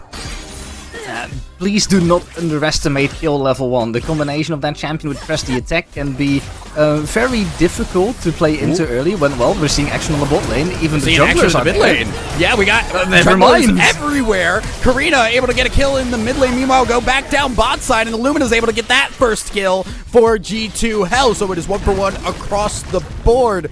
But more importantly, I think here, lots of summoners used by Miela, both defensive summoners. I'm just looking at the state of the map, and I see that G2H, they've left a lot of their topside jungle open with that early gank, so it was literally just a couple of camps into just instantly trying to punish bot side, so that does leave a lot of vulnerability. That's 2 camps stolen away by Karina, so I must say that whilst both junglers have made the first impression, it's still in favor of Mental Rush. Yeah, and a lot of damage onto Leosna here, who gets that assist from Columbina, who goes so far in. Sheena now able to stay alive here. Leosna still fighting it out. Columbina into the fight, as we're going to see if this Orianna can stay alive long enough in the 1v2 situation. Is level 3 to Shaw's level 4, but the HP situation is so much more advantageous for G2H. I think I should have kept my mouth shut, because I'm instantly caster cursing everything. I said that like the rotation was better for Mental Rush, but then overstaying for that play when we see Sheena already back on the map, that is something that gets instantly punished with all the rotations going out from G2H, and then we are still seeing a game that is very neck and neck, very close. But G2H now actually being the team that got, I think, the benefit out of all of these interactions. When Wyos— oh no, Zenith! Oh my goodness. Zenith going down. Leosna getting that kill. Crazy for a Kayle to be getting a kill here. Level 5 of all things. That is now a Kayle that is going to be a little bit of a problem very shortly. Looking at the minions as well, like she had to take an early reset but has the teleport advantage, so can instantly TP back to, gain the minions back. And on that first purchase, it's not just the extra gold that can be invested into raw item power spike and trying to force through your lead. There's also the possibility of taking it a bit slower and then, buying a kill for that late game extra bit of gold that it gives. So I like the investment strategy of Vyosna by currently not necessarily going for the highest of spikes, but taking it a little bit safer on, knowing that if you get those 100 minions, you do get the extra gold spike whilst having an extra item in your inventory right now. So I like this adaptation. Vyosna first outplaying the top lane with a fake reset, and now in a position where scaling looks to be the name of the game, even with the tempo advantage. Yeah, this is a really good spot for G2H to be in. I think the one caveat here now being that this Sejuani getting an early kill can be a little problematic. Sejuani's mid-game tankiness can be really absurd when accelerated, and Karina can be really scary. Level 5 now on the Sejuani. That level 6 point could possibly turn into some team fights if they can get Shaw involved as well. Oh, Shaw. Salty has taken a lot of damage. Eltis has to respect that, so she has to go back to base. I really want to talk about the Sejuani, but we might see some action in the bot. Like, both junglers are just standing there menacingly, hoping for one move to be made. Yeah, and they are going to get that move now going in. Kuromi having to burn that shield there. Can't get that last hit. Now Kuromi finally getting stunned by the Sejuani, but not before Miela goes down, so they don't have enough damage to follow this up. Illumina is still putting out work here, and this Xin Zhao is a little more threatening early in the game. Sheena able to walk away now with 2 kills. And G2H, it almost feels like they're just one page ahead in the playbook. Like, they know what Mental Rush is trying to do, and they've come up with answers every single time. Even with Vajosna on top lane, but she might be in a little bit of a situation. Still has the Kayle ult, will pop it now, just to make sure she can get back over to the tower. So not really in danger in terms of a death, but that is a resource blown. Kayle ult, not the shortest cooldown. I probably want to see if they could bait out a little bit extra from Zenith, but also didn't have a lot more available, only the exhaust, so didn't want to chase even further on. But it does come down to the game state of already 5 kills on the board for G2H in 7 minutes. We're averaging just 1 minute, or like 1 kill per minute in general within this game. So both teams, I don't think that they're feeling that they're already 5 games deep within the entire tournament thus far. Like, they're just once again trying to play for aggression, play for action, trying to get onto the map as soon as possible. And the result thus far is a lot of kills on carries at the very least for G2H. Even the extra bit of gold on the support to get even faster towards your first item power spike to peel for the rest of your team. But then having Sheena, like, this accelerated so early on the Xin Zhao in comparison to a Sejuani that's building slowly but steadily towards a Heartsteel that, well, then still has to start stacking even later. This is exactly the spot that G2H wanted to be in, I'd guess at this point. It's just kind of the most interesting part that we have not seen action around the neutral objectives yet, because there have been openings to play for them. Vajosna dodging out on the Sejuani ult, but I don't think that's gonna matter. The stun is good enough, and Karina able to make a little bit of impact on the map and get Zenith going here. Huge for this Gwen.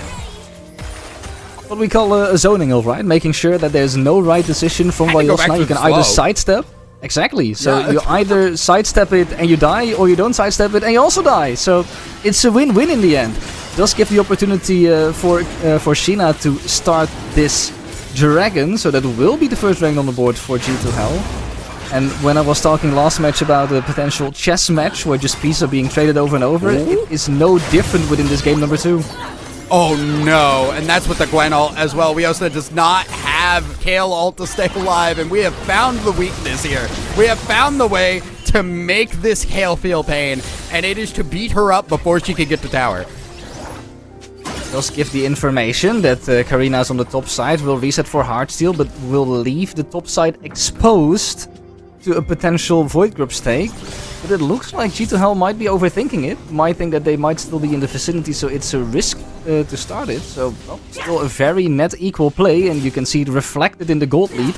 We are seeing two teams just being dead even in comparison to each other. We see the small gold leads for Mental Rush being established on the solo lanes, and then, well, the biggest gold lead for G2H is with those 2 kills on the Nautilus.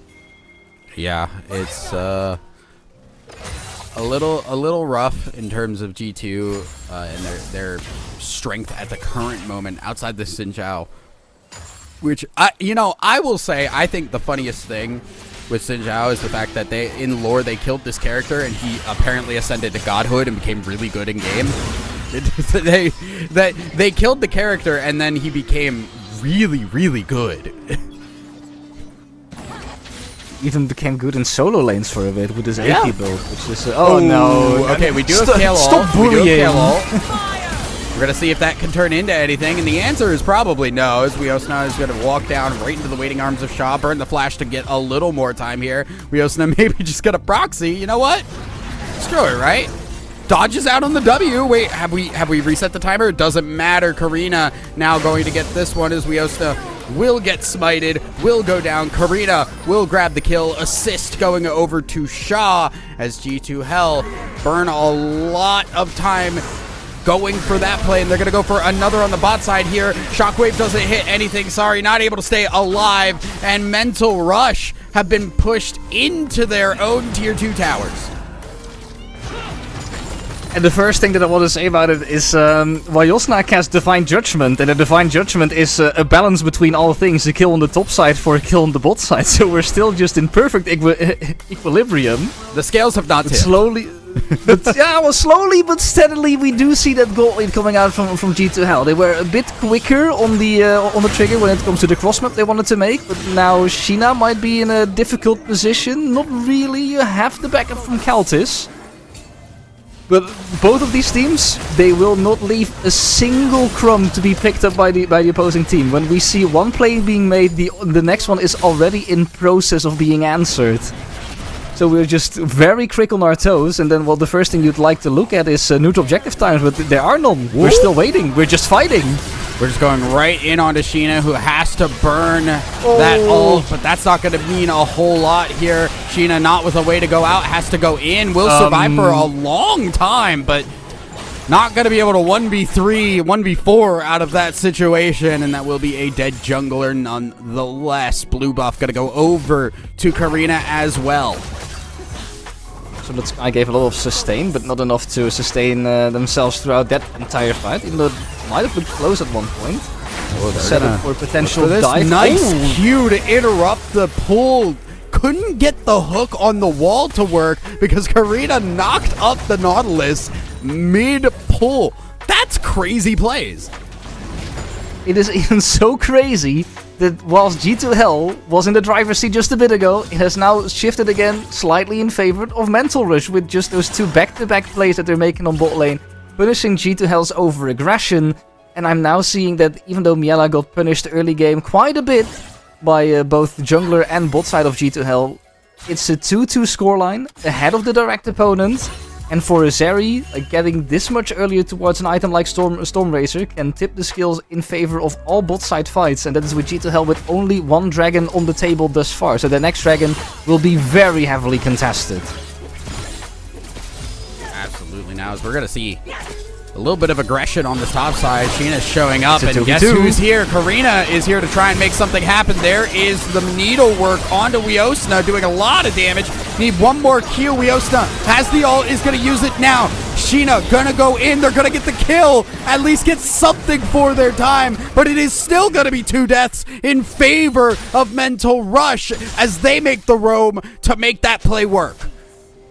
And then you see the difficulty in trying to maintain focus. We see a very split fight on the top side where, well, people are just chasing each other and it's really difficult to call targets. And it almost made for a small gap where Wiosna, at first it looked like she was being CC'd, so the Divine Judgment couldn't even be called down. But just barely enough time trying to stay alive, stays alive, casts the ultimate, and then can trade something back, which wasn't expected at first. That does give a little bit more breathing room towards G2H, because that trade could have been like lots and lots worse. But now you have transitioned your mid laner over to the top side, so no one for Mental Rush really in the vicinity to contest that bot side dragon. Wiosna getting pressured once again. They have been abusing Oh, this Kale no. ult cooldown, basically. As soon as they know Wiosna has used the ult, they have been showing up on that top side and just doing this. We're just playing dodgeball, and Wiosna never gets the ball. Well, I guess in dodgeball you're just receiving the ball, you're just not catching it, right? Yeah, I'm it's not just really dodge. familiar There's with no how ball- dodgeball works. There's but there's no ball. You're just dodging. I wonder if Wiosna would be a fan of like the Toho series, because like playing a bullet hell in top lane must be like really difficult to play into, right? Yeah, I would imagine. Especially when the bullets are coming from all sides of the screen. That's Toho. This is a very rough matchup, but it does give the opportunity for G2H to trade their dragon back, so they are now 2 dragons on the board. It isn't the biggest of issues. We've seen a lot of teams throughout the history of League of Legends just trade in the first 2 dragons to only secure, well, one type of dragon later on in the game, whilst exerting pressure over the rest of the map. And you do have that first tower secured on the top lane, so a lot of gold impact on the top lane. Because, well, Sha was there. Sha was able to catch on everything, and that's now just from a singular player, a 1.6k gold lead over their direct opponent. So this way, with the extra mobility added from a completed proto belt, is going to be a big danger for G2H. Ooh. Gonna have to force that Xin Zhao ult immediately. This is also going to cause the reset a little bit of the Rift Herald, although Mental Rush able to fix that very quickly and get their Rift Herald. Honestly, smart plays here. They're forcing Sheena to use this ult defensively, which means it is scary for this Xin Zhao to go in. They've, of course, picked the Karma themselves first, so there's no real enchanter to keep the Xin Zhao safe, so really difficult to approach. Really good decision they made earlier during draft.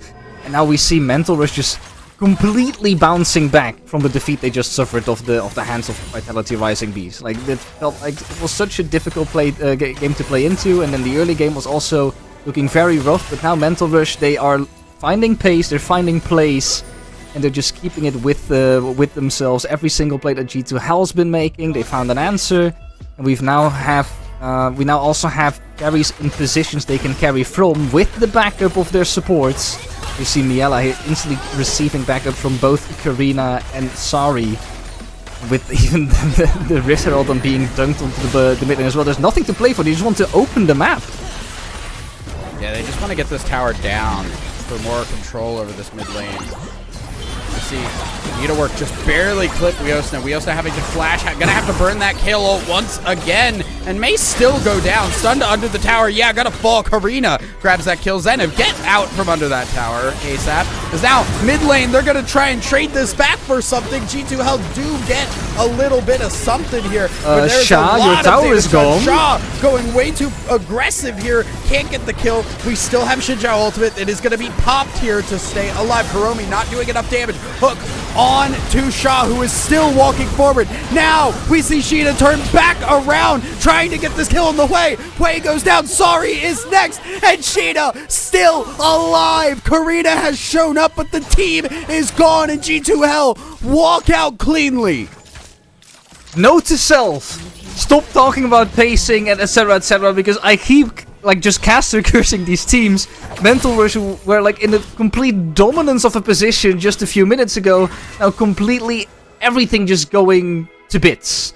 We see, sure, Wayosna does get punished on bot lane, but now the answer of the playbook comes from G2H. They make that dive happen on the mid lane where there are no backups available yet for Miela, and then Sha. It's a good teleport to go in there to try and protect the tower, but you see the health bar on the tower. It's so difficult, and you are in a 3v2 situation. You cannot walk up that far. They try it anyway, and they pay the price. Now, the gold cap just closed. 2,000 gold back in favor for G2H, so only like 800 gold lead for Mental Rush, and it is 50 seconds for the next dragon. The next fight is going to be a nail biter, and the team that gets out on top, they might as well take all of the pacing or priority that you can get throughout the mid game. It's going to be interesting what these teams are going to do, because it feels like as soon as one play is made, another is going to happen on the other side of the map. And Sheena? It is a question of, is it better to move first or is it better to move second? And right now, it is currently honestly been better to move second, it seems like, in most cases. Don't know how much you can actually make come down to reactionary play. We are only 3 seconds of the dragon spawning, and well, I only see one team present. I understand, Sheena, that you wanted to make sure that there was some pressure there on the top side and bait out Zenith ultimate before a big team fight, but just giving this dragon over for free is, I think, exactly what Mental Rush wanted. It's gonna help Mental Rush out in a mountain dragon. This is one that the Sejuani, I think, is very happy to have. Most definitely. Even increases the stats on your passive. I think that Mental Rush really wants to thank their opponents for not making a proactive play. Like, sure, Sheena was counter jungling. Okay, Karina. Forcing the shift here, but Kuromi not threatened otherwise. Just don't have enough follow-up. So Kuromi able to get that Sejuani ult out for very little. Just trying to test your opponent over and over again to see if they might panic blow a summoner. Because, well, Baron is on the map. The moment you can get a flash or a barrier away from an enemy carry, you do gain yourself an advantage during the next 5 minutes if you want to take a fight. But patience is also key, and I think we all know that if you just see an Ezreal on the mid lane and no one else of their team is visible, you cannot just go throughout the mid lane just trying to hard force a fight, because you might just run into 4 people hiding trying to make this bait play happen. And Miela, well, I want to say has the same issue, but I feel like they have a bit more information on where the rest of Mental Rush is. Zenith having to dash away from the shockwave, then flash back over the wall because Sheena was waiting. Shaw, in the meanwhile, is getting a lot of damage on this top lane tier 2 tower. Zenith stopping backs as well. This is Mental Rush having the better map control, because not only with all of that pressure on the bot side did they get the tier 2 tower, there's a Baron being started here. Now, granted, this is slow, so they don't have the ability to really do this, and Wiosna goes down to the... Wiosna gets a kill on Zenith in the meanwhile, so there's just shenanigans everywhere. It was what first started as a baiting play to hopefully force rotations, while Sha can easily take that top lane tower herself, has now completely tumbled down into making the rotation yourself towards mid lane to not sacrifice your mid tower, and while Yosna getting a free push in the bot lane. This is the equivalent of a fisherman putting bait on the hook and then getting pulled into the water. is what just happened. We watched the team go, we're going to bait you into this, and then it turned out to be the exact play G2H wanted to make. So G2 able to negate now. We are even on gold, 22 minutes into this game. But the map control currently feels like Mental Rush have a little bit of an advantage. That advantage, how long can they keep that to themselves? Since you also have a kill still as a scaling threat on that other side of the map. Also just got the solo kill into Zenith, and is getting closer and closer towards that level 16 power spike, which, you know, this season it's easier to hit because you get extra XP if you're a top laner. So level 14, only 2 levels away for the fight here. We're going to see a fight start out. Zenith doing so much damage on a Wiosna, but there is not a front line to work with here. Karina has to be able to get in front so this Hui can move forward. Finally seeing Hui move up. Sheena backing away as the Xin Zhao ult ends. Hui ult used on the Nautilus, which is not the character you want to see it used for. Sorry, having to flash away in Mental Rush. They don't lose anybody, but they sure don't win the fight. G2H knowing that these kind of team fights for Mental Rush are also on a timer. When you see Miela wanting to use that lightning crash to take over the team fight, you can also make the decision to disengage, wait it out, and after that still look for a re-engage. Exactly what they did. Sure, there are no casualties, but I think for G2H they also know that scaling is kind of the name of the game, so even if you can take the fight out of it and just force your enemies back, it is enough to take the victory. Now they're just waiting to make a bait play onto Zenith. Fog of War in their favor. Are they still there? For it? Are they still there? Oh, they sure are. There's the shockwave, and there's a dead Gwen in HD. Beautiful play now. G2H, I think having the confidence to make those plays is the big thing here. They finally hit a point where they're like, we can just sit in this bush and make it Mental Rush's problem. Did you know that League can sometimes be a horror game? Oh yeah, trust me. One moment you're just minding your own business, trying to farm top lane because, well, it's kind of shoved in, it should be fine. And suddenly out of nowhere, there's like 2 players just waiting in a bush, showing a lot of trigger discipline and basically giving me vibes of whether I'm playing League of Legends or Five Nights at Freddy's. I just watched a Baron auto attack just follow somebody back to base. That's crazy. Also, yeah, no, League is absolutely a horror game. There are absolutely clips of me screaming at somebody coming out of a bush. That is terrifying every single time. Meanwhile, Dragon spawned in. This is not It's up. a soul for anybody, but it is soul point if G2 Hell are able to pick it up. And currently, they are Zenith. pushing Mental Rush back.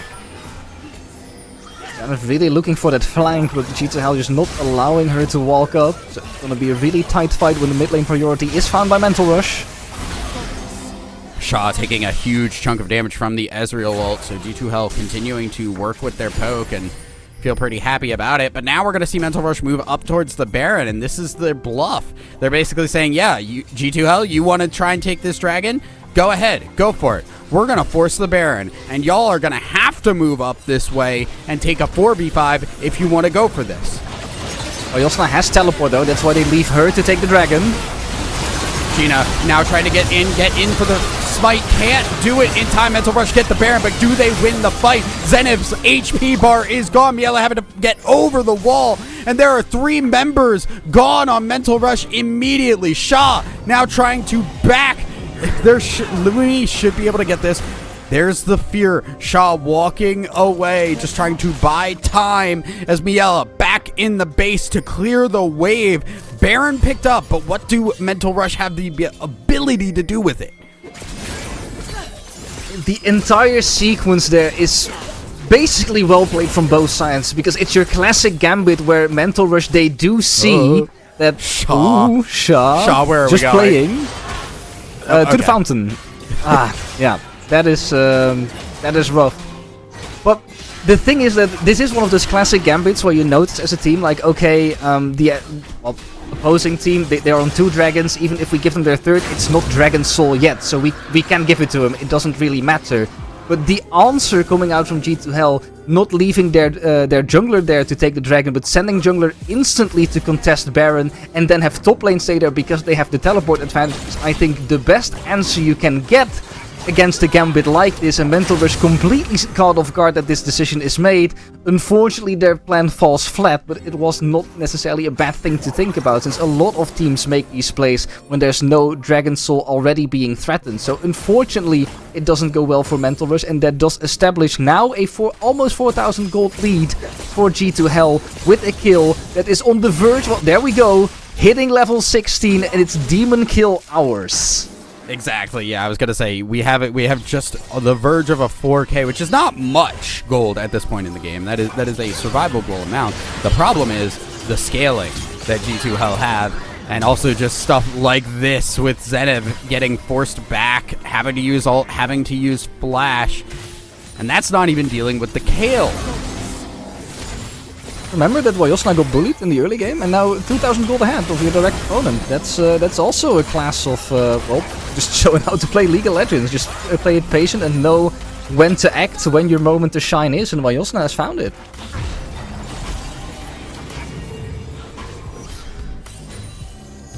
Seeing the backs come through. Ironic, we can see the Baron power play timer up in the left there. At negative 1.6k for Mental Rush. It's not often you see that number go negative, but it has been a great play here for G2. Now, the question is, where did they go with this? Do they try and keep the Kale split pushing? Do they try and set up more death bushes? Because from a team fight perspective, they kind of feel a little bit awkward, at least in a full 5v5 front to back situation. I think they're going for a catch, but is it a catch when we see like half of Mental Rush just, okay, Miela, go for it, bait them in. They'll never know what hit them if they face check it, and that's why G2 Hell is also trying to play really patient. I think it's very funny that Miela just continues to like walk forward like that's not the most obvious bait in the world. Yeah. like Miela just keeps like going like, yeah, I'm just gonna walk up here and it's just gonna be chill, guys. There's no reason you should hook me or anything. It's almost like that one SpongeBob episode with the fish hooks. Yeah. It's very obvious what's going to happen, and for some reason Patrick still managed to like Patrick has like 8 hooks in his mouth. He's like, it's fine. No, I mean, not be fine. Here is Sheena getting caught out, although Karina is chasing way ahead of the team. There's no damage to follow up, and they're going to get back to the tower. G2H now pulling Karina under the tower. Will survive because that Sejuani is tanky, but look at the side lanes right now. Wiosna getting a tier 2 tower in the bot side, forcing Mental Rush to come back. Top side getting pushed in by Culties. This is G2H playing the macro game. Wiosna in the 1v1 gets exhausted. It's exhausted, has to burn the ult as well as the needlework comes through. Wiosna should be dead. That is a shutdown going over to Miela. TPU's on the top side here, and we're going to see if Mental Rush can try and make something happen here. They're going to push Culties back, but they are not going to get anything more. It is just a shutdown. That is the difficulty of playing a 1-3-1 composition without an active Baron buff. You are still very vulnerable on that side lane if an overcommitment is made. And sure, we did see Mental Rush trying to make that overcommitment first on the mid lane to try and punish the 3 people standing over there. But then you also have to keep in mind, being Wiosna, that when you take the 1v1 because you're being answered by a Gwen, that follow-up might be nearby and you cannot blow your cooldowns that easily. So then, unfortunately, Wiosna gets punished for G2H. It's a good thing for Mental Rush because they get another kill onto their AD carry. Karma using the Alt W for that extra bit of HP, getting ignited as well, as now Lumi having to back away, getting a lot of HP taken away. Shaw continuing to walk forward, but how far forward does this way want to go? Pushes away. Wiosna sprinting. Sheena, they are just going to walk down Lumi, and Lumi finally falls. Shutdown going over to Karina of all people, and it gives Dragon Pit control as there is 15 seconds before this dragon spawns. But then G2H can do exactly the same thing that Mental Rush tried earlier. Just start the Baron when your opponents are on Dragon and hopefully stall out a bit of time. You don't have to finish the Nash, because everyone is showing that is a play that you can make. Oh boy. Look how far Mental Rush have moved up here when Karina is busy doing the Dragon. This is kind of crucial here.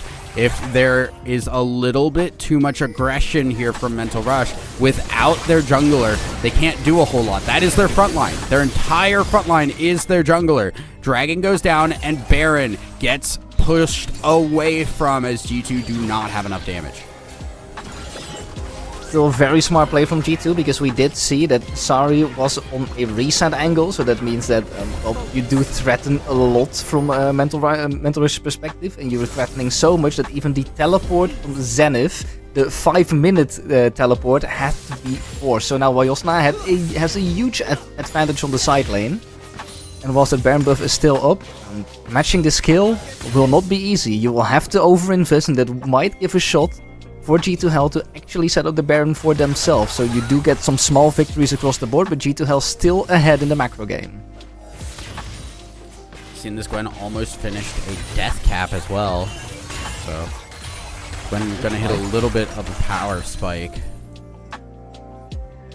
But it is slow going. It's still... Yeah, the power spike is already in the inventory for Wiosna, so that's still the kill ahead of the curve, which is to be expected when the goal is 2.8k just individually speaking.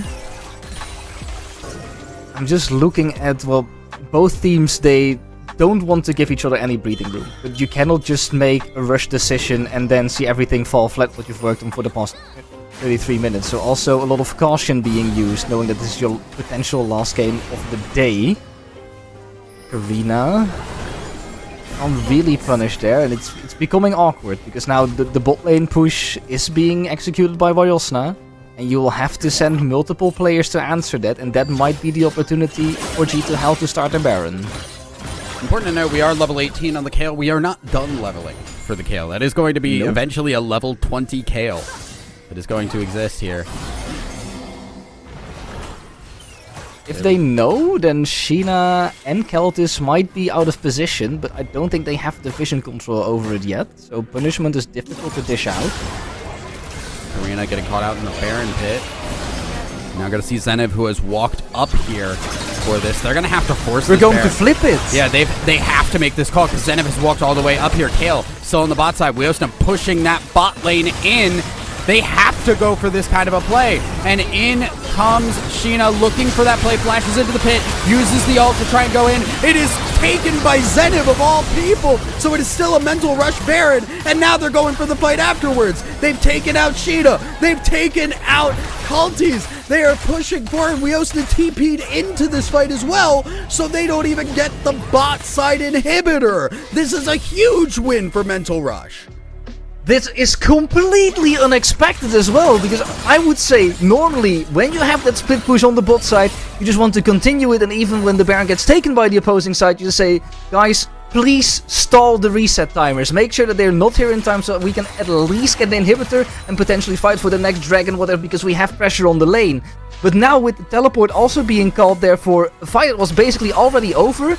I don't want to call it a huge blunder, but G2 are giving a lot of room for Mental Rush to get back into the game, and whilst with the first Baron we saw a negative Baron power play, it's now already 3.6k and going when Mental Rush are having their eyes set or their sights set on this mid lane.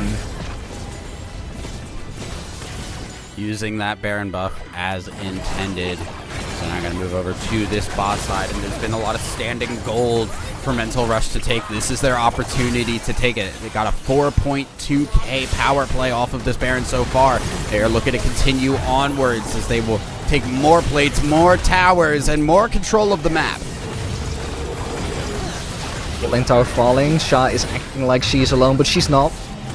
So G2H cannot make a reactionary play, and now we're looking at the gold graphs. It is dead even once again. 36 minutes in, and what started as a nail biter is still just exactly that, a nail biter, where two teams are trying to set the plays, but are also so afraid of making one single bad mistake or one bad decision that can completely snowball everything over back to the opposing side. And that is with 25 seconds on the clock left for the next dragon, which isn't soul point for Mental Rush, but it is for G2H. Correctly Weosna's fine.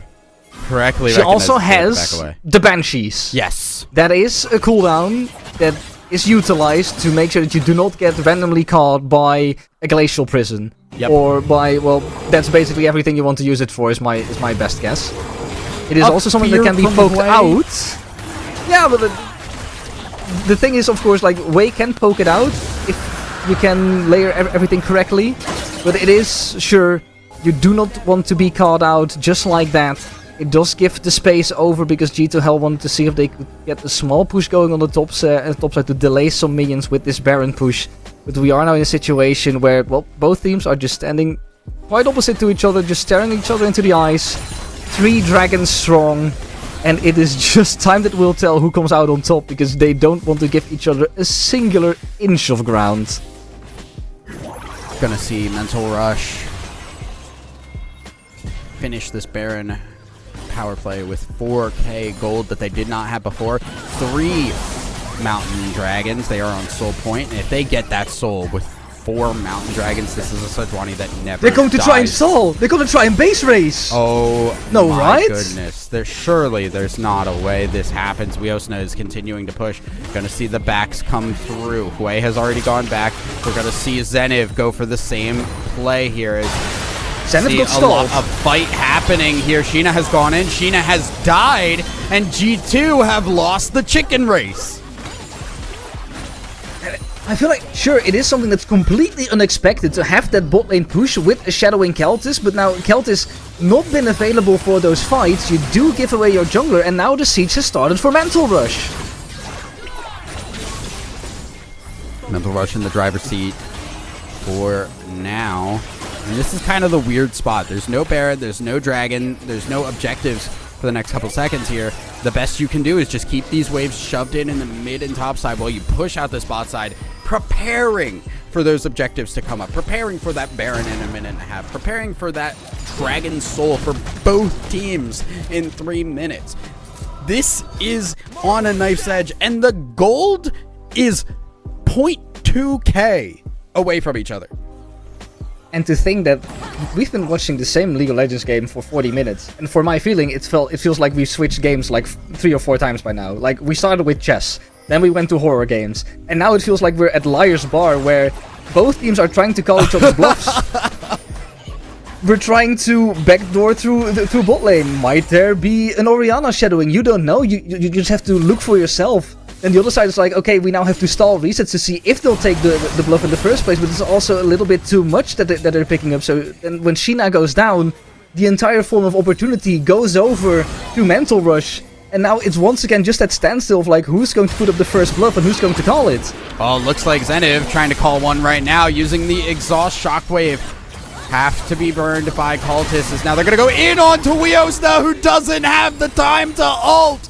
That's a huge kill. Weosna's gone, and that Baron spawns in 30 seconds.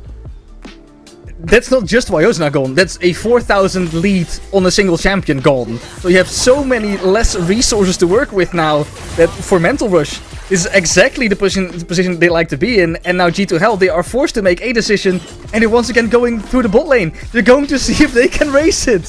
Zenev having to back away, yeah, and we're going to see the push in here, and it's going to be the pullback because they know all we have to do is make sure this wave gets into that topside tower, and then we fall back to Baron. It's an easy Baron take with Miela and Shaw there to help damage it.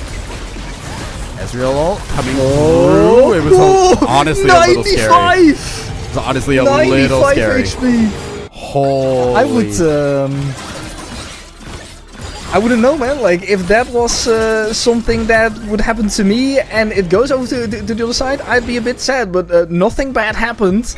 And Mental Rush is still in that commanding position. And that is not just the position. It is the position where we're also at 80,000 gold total. So a lot of these champions are nearing full build. So they will not get any stronger. We see that Hiromi has already hit that point. And Miela only that Black Cleaver away of completing a full build situation on the carries.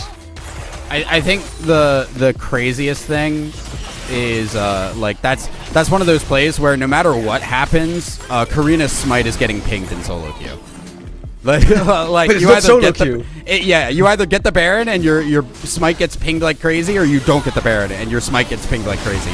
Karina now getting forward in this fight, but takes no damage, as you can see, and we have a dragon spawning. Dragon Soul for both teams in 10 seconds. Hook not going to hit, and this is a front-to-back, one of our first front-to-back 5v5s that we have had in a long, long time. G2 desperately trying to fight over that mid lane priority, but I don't think that will be enough to get them into that dragon pit. Let's see what they can do. Sheena's actually gonna just walk over towards the Raptors here and take those. Smites that. They're giving this away. They're opting to go for this base race. They're gonna use the Ezreal ult to try and stop backs, but it doesn't stop too much. TP's used. And remember, this is the team that has Baron. You can't base race the team that has Baron. Their backs take half the time. But they do get that mid inhibitor, so still pressure from waves, slowly bleeding in bases. If they can get one good fight, it can be over. And look at G2H, they're trying to cheese this bush. Will Mental Rush read this? They will even turn for the single out the top laner. Zenev. There's the horror game again. We've run back to the horror game as Zenev will just get eviscerated. Goodbye. Can I please, like, get your attention on Keltis just sprinting into that play to Sombrero the way to the kill? Oh, we're gonna see if we get a little bit more here as they're gonna continue to fight. Now remember, this is with Zenev gone. Baron buff be damned, that's not gonna be enough to turn a 4v5 advantageous for you. Although it does seem like G2H do not want to mess with them because there is way too much damage on this team. Haven't taken out one of the stronger members like both Miela and Shaw are still up and running. Yeah, they don't have Kayle ult, they don't have Orianna ult, and they don't have Ezreal ult, so that's a lot that they don't want to fight without. Karina, I literally don't think Karina takes damage anymore. I just genuinely... I don't think so that is a full mountain sold up Sejuani with 4 mountain dragons, like... This is a Sejuani. Damage is a concept that is foreign to her. And then the game state, it all ends with, well, the Baron is not on the map anymore. It's not a buff that's Mental Rush can actually use at this point.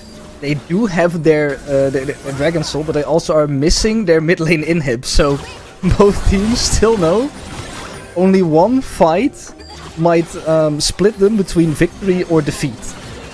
So we're playing it so safe. Yep. in a way that this game has almost become the gift that keeps on giving. It's still going on. We're 44 minutes in. I don't even think you could call it like an unstoppable force versus an immovable object. But at one point we do need a decider. We do need to have a winner. But it's so difficult to find that final decision when both teams are just like clamping themselves down, just trying to just bury themselves into a fight, into I don't really know how to call it in English. I'm sorry, I'm blanking on words, but it's just so tense. And you just don't want to be that first team to make the mistake. That's what we always come back to. You have heard of the unstoppable force versus the immovable object. What about the two objects that are so in flux with each other that you cannot tell which is which anymore? You can't tell who is in the lead. That is what we are experiencing right now. 17 to 17, 87,000 to 86,000 gold. 3 dragons on one on the other. Towers about even. This is really going to just come down to a big fight, and Karina, again, just able to frontline here pretty easily for the team. It is a question of who has the damage here. G2 is trying to get their priority over top for the Baron Nashor that spawns in a minute, so they can get some vision down. On the other side, we see that the counterplay from Mental Rush is to shove that bot lane to hopefully get some space and regain control, because G2 was very early for the Baron control. It's just trying to look for plays, look for a reaction, and slowly but steadily we are just moving towards a final team fight. A final team fight that's either around the Elder, either around the Baron. But it has to come sometime, and it will be, I think, around 47 to 48 minutes deep until we find our final decider. I was gonna say, both teams are just not even going to try anything. Nothing funny until that happens. We do eventually have to have it. One of the fights has to be the last one, surely. Can't keep going forever. As we see Mental Rush trying to set up a death bush here. We have seen them do this before.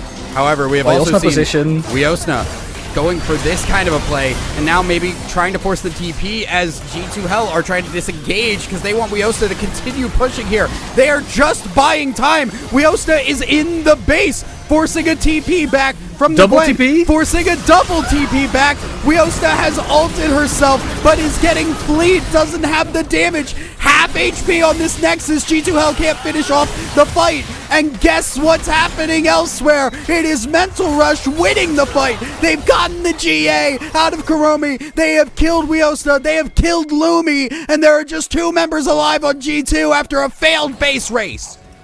Oh, but Sheena now, she tried to play it smart, but it's... Miela did not realize. Miela had 0 idea that Sheena was in that bush, and Sheena... where are we going? Sheena, where are we? They know. They're trying to backdoor, but it doesn't matter.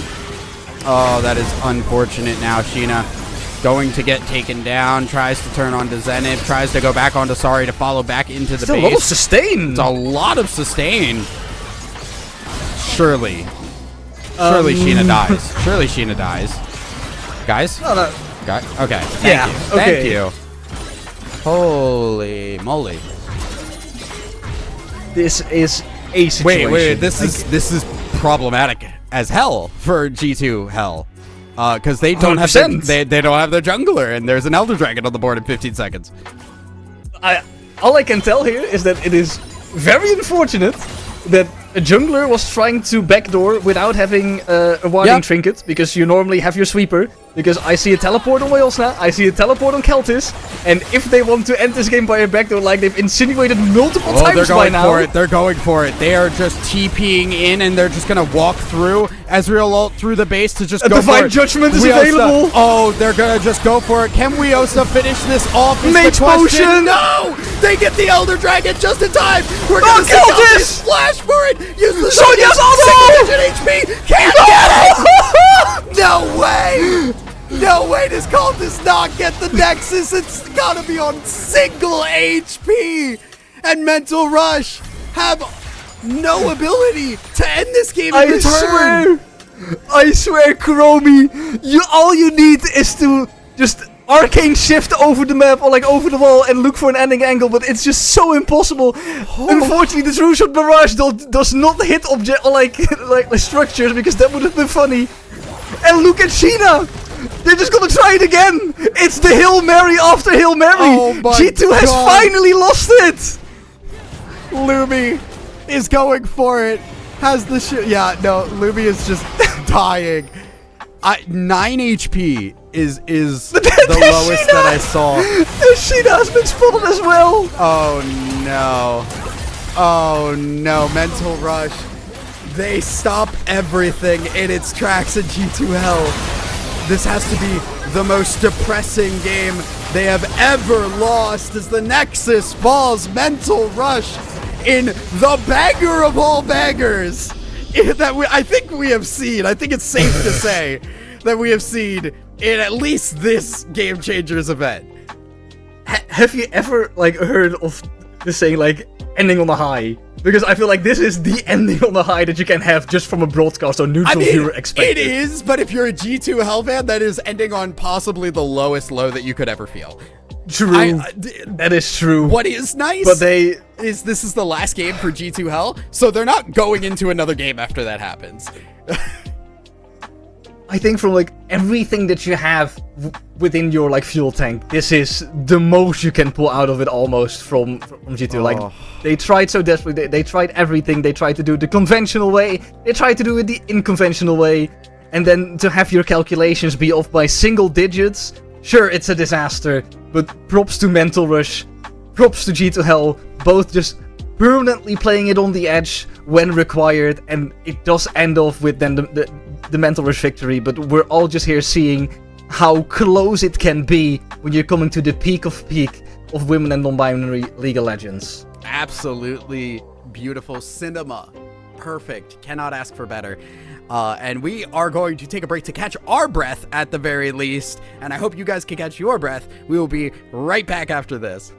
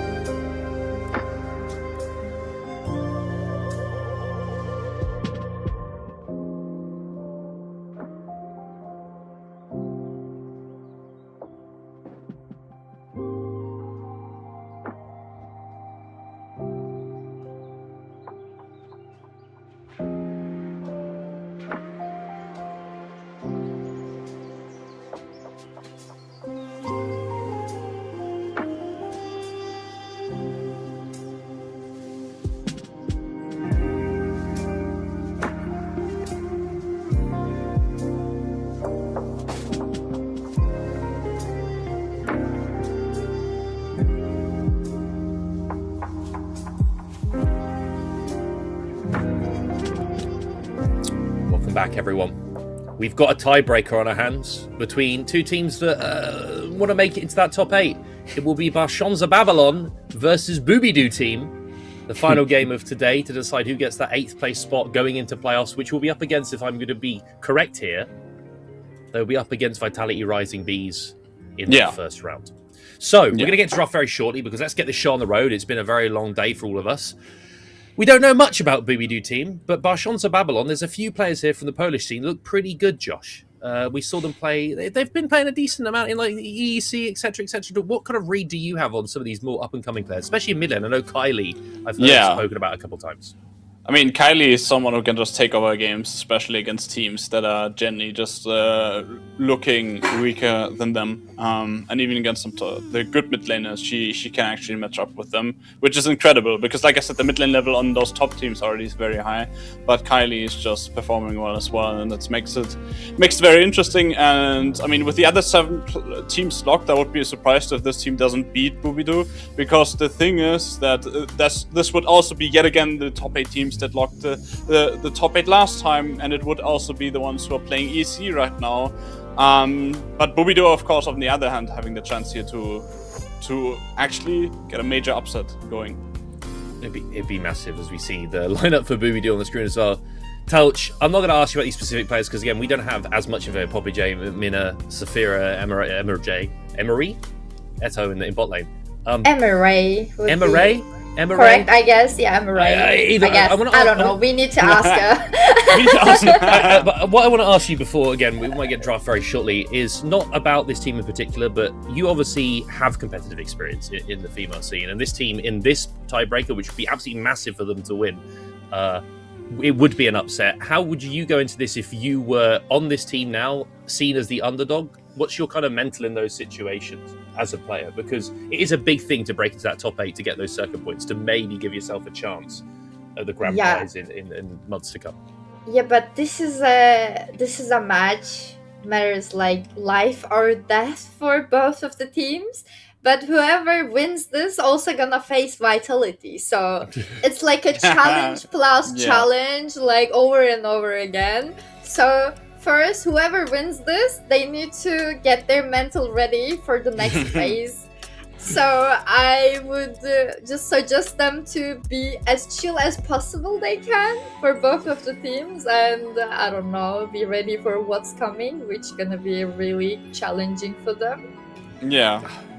But I feel like Boobidoo is like, yeah, as you said, looks like a bit underdogs, but I think they can manage to cook something different that we used to see on the drafts. They're giving me that vibe, so I hope they can show it. I'm looking at who they've beaten so far. They took a game off of Leo Zenit. They took a game off of Pac Miko Eclipse. And they took a game off of CS Athena. So none of the massively top teams that they have beaten. They've shown that they're a level above those others down there. Bans coming through. There's a Nico support against Morali. There's a Varus ban, potentially a flex ban as well. Are we? Do you think here it's a qualification? It's a best of one, Josh. Do you think you would throw out curveballs here as either of these teams? Yeah. Do you think this is where you need to start bringing out some of those pocket picks that you sometimes see them bring out their wallet at the last second? Yeah, I mean, I expect the Karma banner as well. That's actually Olaf, but I kind of just kind of banning. I think you don't wanna. Yeah, you don't want to flip it. Just take out the picks enemy plays you could struggle into. Like that makes sense. Like Olaf, that's something Ricky plays a lot, and the next in line is Ornn. And you rather want to play into Ornn than Olaf, because it also makes the draft a bit more easy. Like, okay, we just need some damage into tanks, but against Olaf, it's just like so many things you need to pay attention to. Plus, you need to make sure that Olaf doesn't snowball. So yeah, if Karma's not banned though, I expect that to be the first pick on Barczaca's side, considering it's also Mirali's main pick in solo queue. Okay, we'll see if that comes through. The one thing I'm actually looking at here, I've got the OPGG up as well, because we don't have that much information on some of these teams that, have less story players. The Boobidoo top laner, other than Quinn, which is banned, is a Riven player. And I'm not going to lie, if there's ever a game, an elimination game, have a pop-off moment, a statement performance, it's a champ like Riven. Yeah. Low-key kind of strong in some cases with certain builds at the moment. It's going to be a Senna lot, though, into the Karma. I'm a bit concerned already, Telch. I think you see Karma, you see aggressive laning, and they're going for a Senna who usually wants to play a little bit more passive early on. I mean, Senna is broken in any cases, but the champ, like with the Doran helm, the champ is getting really tanky, and it's making impossible for her to die in lane. But most likely it's happening in solo queue to me. My Sennas are usually inting, but I don't think it's gonna happen for BBN. And also, you talked about Riven. Riven is a champ that has a lot of counters, so it's kind of hard to play, especially in competitive, if you would ask me. So I think she's gonna wait for the last pick if it's a Riven angle. And here comes the Ornn. Yeah, I mean, not really surprising. Like I said, Ricky is like Olaf, an Ornn player, which is this is kind of funny, to be honest, to have like these two champs as your main champs, because they're kind of completely different. But we're actually just gonna see Camille. I tell she's happy about that, right? It could be still okay. Could be still Camille support. I kind of doubt it, but if they're cheesing, it's still a flex. What's your thoughts on the matchup, Telch? What's your thoughts on the Camille versus Ornn in current state of the game? I haven't seen much Camille recently. She's really fallen out of favor completely in comp. Yeah, she's really good against tanks because she has like true damage. She's like really good side laner, and she's scaling pretty well with the true damage. And Ornn is a champ that can scale like his team, and also really good weak side champ. And if you have Caitlyn Karma in your team, you want to put all the resources on her lane. So Ornn can handle the being weak side, so that's okay. But like Team Barczaca need to find something that can stop Camille on side. That will be issue even like during mid game and late game. Yeah. So they need something that can help side lane, because that Camille can be 1v9 machine if he can get all the resources, and she can be chilling. So Dutch representative in the top lane having to be the carry for BBN, as we see a Leona lock in to be paired with the center. I was about to ask Josh what you thought about with the Nautilus ban, what the center pairing was going to be. It looks like it's going to be a Leona. Yeah. And then what's your answer here on the side of Barczaca? Obviously, you've seen not only the enemy jungle, you don't have a mid pick. Kane is locked in. I was okay. You took the one. I was gonna say we're gonna see a Kane here. I'm pretty sure, because it's that's her kind of side. I was thinking the whole time it's gonna be like this is gonna be a Kane angle, because she can dodge out on a lot of stuff. Also, she can more easily play into side. Yeah, it is just a very, very strong Kane angle for Ali. Kind of expecting that. And Zoe, I mean, it's a comfort champ for Kylie with a good amount of bans as well. Makes sense. Mid is lost. It's going to be Mel.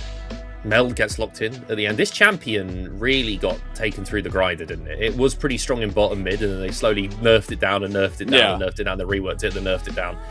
At the moment, Josh, what's your read on Mel as a champ, particularly in this draft? Because it comes through as that R5. They need to really have something here, like an ace like C, because I don't think you can put everything in a Camille basket for the first 25 minutes. You're pulling a face that makes me think you're not the biggest fan. I mean, I can see why you would pick it. Like, you just kind of like wait for the draft and see if you get a fine matchup in mid lane. Because mainly what I think the Mel is good at throwing things back at you with the rebuttal.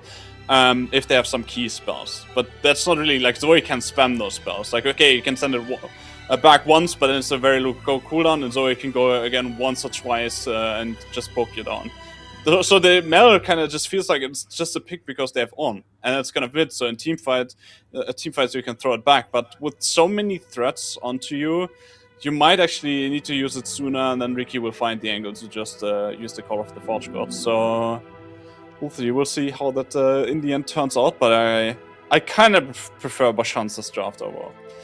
I prefer BBN because they scale pretty well. If they don't because they have Camille. Make things, of course there's the Camille angle, but also Senna is really strong. And That's if true. they can outscale them, like, they should be Gucci, but we'll see in game. Okay, so split desk here. We'll have to see what the casters for the final time today, and I'm sure after that last game they're very, very excited to get this on the road. It'll be Thousand Eyes and SIM again to take it away for the tiebreaker. Let's see what they can do. My adrenaline's still pumping from the last game, and we got another one right out the gate here, as we are going to see our teams on the Rift. Once again, I have Thousand Eyes, SIM with me on the co-commentary as we are looking at our tiebreaker match.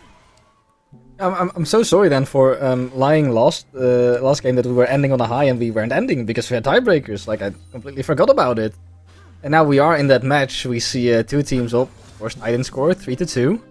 And some very interesting drafts that, whilst they surprise, they also don't really surprise because once again we've had a very long day. Like, all of these players have been playing. This is their 6th match already of the day, so comfort is being way more important or like way more valued than playing actual meta. So you see the transformation in draft where we start with a lot of meta strong champions and champions that are fairly easy to execute into comfort. And this is when we start to see champions like Camille come out, like Kayn come out, like Zoe. And I think it's going to be a very interesting one with how it will develop throughout everything, because what's also very common within these game 6s, even though like normally in best of 5, like a max of game 5, is that games tend to go a lot longer because you're losing your focus, and well, therefore more mistakes are made and it's more difficult to close out games, just like we saw in the previous game. So if you're up for another like total gobsmacker, then I think this is one, because I'm seeing on one side a Senna and on the other one the Ornn. Yeah, the Ornn with no flash, by the way. It's similar to the horse with no name. We have the Ornn with no flash. It is TP Ignite Ornn, which I think is very funny, because that's what we used to see on Camille, if anything. We also see a Kayn pathing towards that top side, so the Ignite can instantly be utilized. Olive Oil going to immediately recognize that one and get back under the tower. But I think the more important thing is we got some of those sweet, sweet red orbs over to Kayn. Yep, if we had maybe 1 extra second of auto attack with Brittle there, then he could have been able to like stop the dash of Poppetje. Now we got seeing a dash on the bot lane. Root hit heavy on onto Limca rather, and Limca's putting the damage back in the other way. The barrier coming out. Senna has already used all the defensive summoners, doesn't have mana to continue this fight, and now we're gonna see this Leona get run down. We'll be able to back away as we had Minapai showing up. The long term. Oh, wait a second. We're still looking, but we're walking over vision. Gonna see a little bit of pressure. I think this is just to try and get a reset out here. Jungler's just trying to make sure nobody dies, ideally. Although we are gonna see Morale moving forward, getting really aggressive, but beautiful route here from Emery, who's going to stay alive as Babadoo's team is gonna be backing down to their tower. And you already said something with red orb, so that is exactly what you want to cover for here when you're Kayn. Like, it doesn't really matter if you sacrifice a little bit of your jungle clear speed to make sure that your bot lane is in a safe position, because you've already taken your reset and you're waiting for the opposing side to also match that one. And it was, even in such a regard that they also took their Mel over to the bot side to make sure that they can securely, like safely make that reset happen. It is, I feel like an early game that is... It has more action than I expected at first. I feel like this was just going to be a slow game. But last game was also a very fast game, even though it lasted 50 minutes. There were just a lot of kills. So maybe this time around we will hit it in a way that we see very few kills in the first couple minutes. Like, we are 5 minutes killless, and last game it was 7 minutes, 7 kills. But it is still very dangerous to threat uncarefully, which might happen here with a Leona rotation walking into a Karma. You even see Poppetje being called down. Yeah, lots of movement here. Gonna see if they could go in. Ult being used, but the flash back under the tower will keep Kylie alive. Morale is also there to provide backup. A 4-man engage on the mid lane, turning into nothing, which is going to give a lot of time, especially for this Ornn, to get ahead in CS. Let's give some priority over here on the bot side of the map. Yep, there we go. Doing the dragon again. And now I'm looking at what are you going to do when you're Kayn. Because there's very little you can do in your opposing topside jungle. It's just a red buff spawning, but doesn't look to be on the timer to contest that. So you're just going to continue full clearing. So, whilst the gold lead is slightly in favor of blue side, slowly but steadily we see some neutral objectives and some, well, good plays being made from Boobidoo. getting themselves into at least that position of the early game that you are a little bit of goal behind, but you do have that very back. Ali looking for a play here. Gonna move up, cover the team as they try and get vision control. Maybe look to invade. They're going to move in onto this Wukong. And again, more red orbs for the taking as Ali going to show up and put a lot of damage onto this Wukong, who does not have the clone, will go down. First blood going over to Kylie now as they are going to go a little deep under tower, and in comes Mel. They've spent a little bit too much time. There will be Ali's life extinguished. A double kill going over to Kylie, who is putting out so much damage. Ult from the Mel. Saphira able to turn it back around, and we go 2 for 2. And the initiators of this play are the ones being punished now. Yes, you get 2 kills, but trading 2 kills back, that is of course the last thing that you want to see in such a play. And well, I do think that some part in between, it was rather funny, because here when we see the initial play being made, you see Mina stand here auto-attacking as a Wukong, trying to beat the Wuklone. But yeah, you can only tank so much damage until you also figure out yourself that they're not falling for your Wuklone trick, because they're still trying to pump some damage on you. But it takes enough time to bait them into a position where everyone has walked too far up. The rotation comes in from Saphira, and then it's just cleanup time with Mel. 2 kills this early. Sure, perhaps you would have liked them a bit more on the Senna, but Senna's scaling anyway. And now you have a mid laner that when you shove a wave, which isn't necessarily too difficult on a Mel, and just make a rotation and try and help out the side lanes that are not really struggling, but they're also not winning either. I think the thing in that play that was really detrimental was Limca was not able to get in range for so much of that fight, which meant that they could not finish off those kills. We got the Orn Horn going, as it will actually hit, but there is no follow-up here because in comes a Wukong. Ooh. Mina got to put a lot of damage, and that's shredding the armor of the Orn, the last thing you want right now, and that will be another kill going over here. That one's picked up by Barczaca, who is just now very strong. Camille into a tank. What you always want is to get some early kills.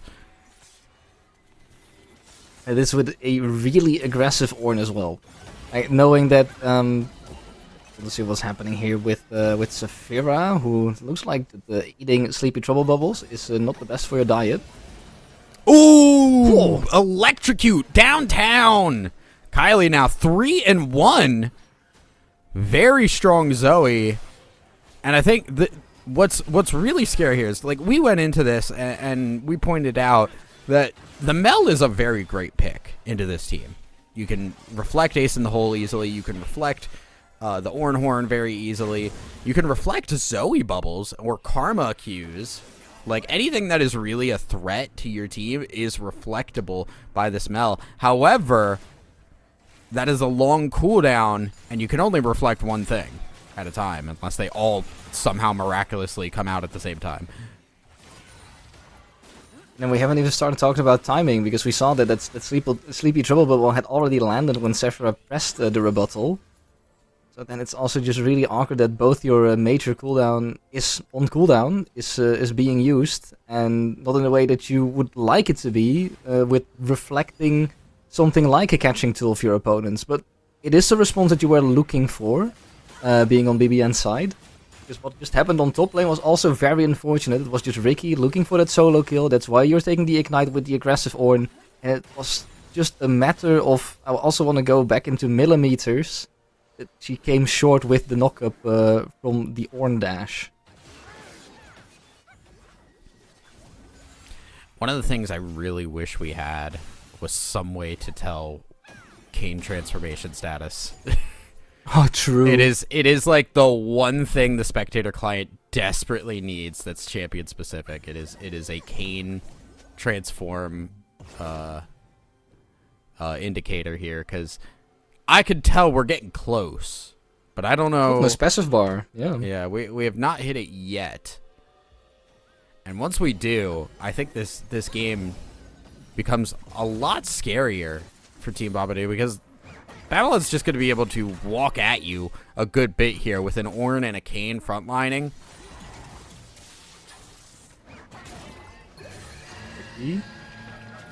Has the backup.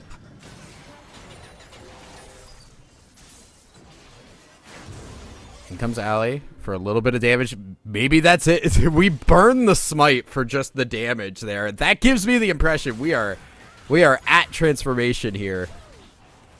We just need a little bit more damage for it. Gonna move actually over to the Krugs here. Gonna be spotted out by Barczaca as the team continues to do the dragon. They will grab that successfully. Souls left on the table by Senna. Not interested in them. You'd expect something else with the value that you might have from something like that. Senna ult used. Not gonna get the kill because it was not Ricky that was tanking the tower. It was actually Ali who survives. Now they're diving on that bot side. Karma is trying to show up, give a shield, give a little bit of HP, do something here as they do trade 1 for 1. The Leona actually goes down, and now comes Kylie to try and clean up. This is a 3-1 Zoe. She hits like a truck, and goodbye. The Senna is gone. Clone will tank the sleep, but can Mina get away is the question. Look how much damage Kylie can put out, and there will be another EQ on the way. Easy kills. 5-1 now, Kylie. Kylie is having a monster performance on the Zoe, just playing ping pong with those pedal stars, looking to hit every single target, and now already 5-1. This, well, I want to say early into the game, because we are only 12 minutes in. Ross also has been hit, and we can tell by how Mel's being handled. Barely gets away. Do have Red Cane finished, by the way. That is Yep, fully ready. That's Rost. Rost on the board. And Rost will be a problematic element, I think, here for Team BBN. Because These are we're gonna see stuff like that. Mid-game, like these are basically two. It's gonna not make any sense when I say, but like late early/early mid game spikes, and that's what I mean with this. Of course, like late in the early game or early in the mid game, that you would expect to see these transformations or like itemizations being picked up. And well, Kylie and Ally are both here already. They are in points where they have reached their power spikes thus early that it is really difficult for BBD to even, BBD to find responses all over the map. And that is whilst at the same time you also are staring into an Ornn who's just scaling, and your own scaling condition is still just winding up in the bot lane. They're going to go for another dive. The knockup does hit. Now will get the kill. Can Ali get out? The tower doesn't take the shot. And that is Babylon getting away with another kill on this top side. That is another death for Barczaca. Can't get the backup in time. Ali doesn't even have to proc the Umbral Trespass for that. The moment you can use that ultimate to regain some HP. Also could have survived that, but hey, when the target is down, can't really regain the HP. But also leaves that cooldown to be open to be used later on with potentially like a bot lane gank or a mid lane gank when EMEA is trying to walk up to farm the mid lane. So even though you've burned your flash there for a play, you are just once again setting the rest of your team up for success, and it's slowly but steadily going way out of control for BBD, who are still looking for not necessarily their first proactive play because they've done that already on the bot lane. But they seem to be losing pacing in comparison to. Like they really have to look for something new without being punished instantaneously for it. Game's slowing down just a little bit here, although we're looking like we're getting a little bit of action as Mina got to show up onto this Zoe. Got to go for the Cyclone immediately, and damage thrown back into Mina's face. Can they make the dive for this happen is the question, as there's the... They don't have a way. Oh, they don't realize. There is no knowledge that there's a Leona in that bush. The ult from Leona whiffs, though. And that is a huge, huge mistake. That means that Kylie gets away, and that means that we see the Void Grubs picked up by Babylon. I think Kylie just plays it so intelligent as well. Like, I don't know if she keeps into account that there might be a Leona there, but hitting the CC already onto Mina, making sure that the Wukong cannot even follow up even if they want to go for a dive, which is borderline impossible with the lack of minion wave. Yeah. It forces the Wukong to go back, the Leona to be there alone, and even if you don't have your Flash Summoner available, you do get movement speed of your W passive when you use a Summoner spell. So just using Ignite to walk it off and Exhaust earlier to just walk off the Wukong initial engage is just really smart. That is how you play out fights like this, and Kylie is in a commanding position just by herself to lead her team to victory. Leona showing up on that top side now, but there is already a fight happening. Papacha is not going to be winning it, and it doesn't matter that it's 1v2. Ricky is just obscenely powerful and cannot be killed. Or can Mina. she? Because now we've got a little bit more backup. As Mina shows up to help take down the raid boss. Goodbye. Wukong actually not getting that kill. That is going over to Eto, of all people. And that is a little unfortunate, because I think Team Babadoo would love to have that a little bit extra gold on the Wukong right now. It made me take a look at the scoreboards, and I don't know if I want to call it greedy or just very, very smart, but Ricky, the first item she finished is Heartsteel, which is an item I feel like we rarely still see anymore on Ornn, because he scales better with resistances than with HP. But knowing that this is a final game of a really, really long day, where a game it can potentially go very long, it is a very nice investment to, well, the longer the game goes on, the more stacks you will potentially get, and the more of a HP pool you have. And it's an item that has only one stat that you can upgrade, so you get 1,000 gold and extra stats and extra HP worth on this Heartsteel as well. So it is something that I did not expect to see at this stage, but it is something that is working out when you are an Ornn who is, well, 1 and 2 but still can keep up in CS and keep up with the rest of the enemy team, and is just in a position where it's a frontline, beefy, bulky, and very difficult to take down. Yeah. I mean, you also look at this in terms of, like, what are you up against, right? The Camille is doing true damage. You need some HP. The resistances aren't helping you there. The Mel is going for a burst build, not a burn build, so the HP doesn't really get punished anywhere near as much. But what might get punished is how far up Ricky is right now. We'll be backing off, and I think might be able to get away. But meanwhile, topside, we are seeing engagements again, as it is not looking good for Papacha, who does get out, but will likely lose that tower. And like you said, the teleport used as well. Saphira showing up to really not accomplish much. Also, the teleport that then takes away from the threat on bot lane, because first of all, Saphira was there to threaten the kill on Ricky at first, and then Ricky just does the same thing as Kylie did earlier. Just walk it off, just play it very slow, you don't have to force anything. And then when the Mel falls away, all you have to do is just, well, turn around, do everything over again, and now you are in a more difficult situation. This is a bit awkward spot for Ricky here, who is just stuck on this part of the wall. Can she get over to the blast cone? No, gets blast coned back into the team, and it will be a death, but it is an exchange for a tier 2 tower and a Rift Herald charge on the tier 3. Wait, we're going drifting, around. We're drifting. We're getting a bunch of damage onto another tier 2. That's actually beautifully done there by Ali, who walks up, gets something that's a little more tangible and easy for the team to get later on, and trying to snowball this game out of control.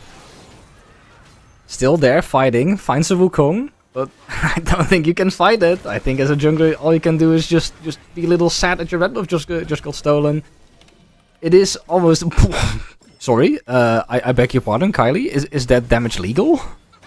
We're still going for it. Yep. Yeah. Still going. Yeah, that's a dead Camille. That is a dead Camille. Kylie. That's crazy. Yep. 6-1 on the Zoe, and you were talking about comfort. I think we found comfort here for Babylon's mid laner.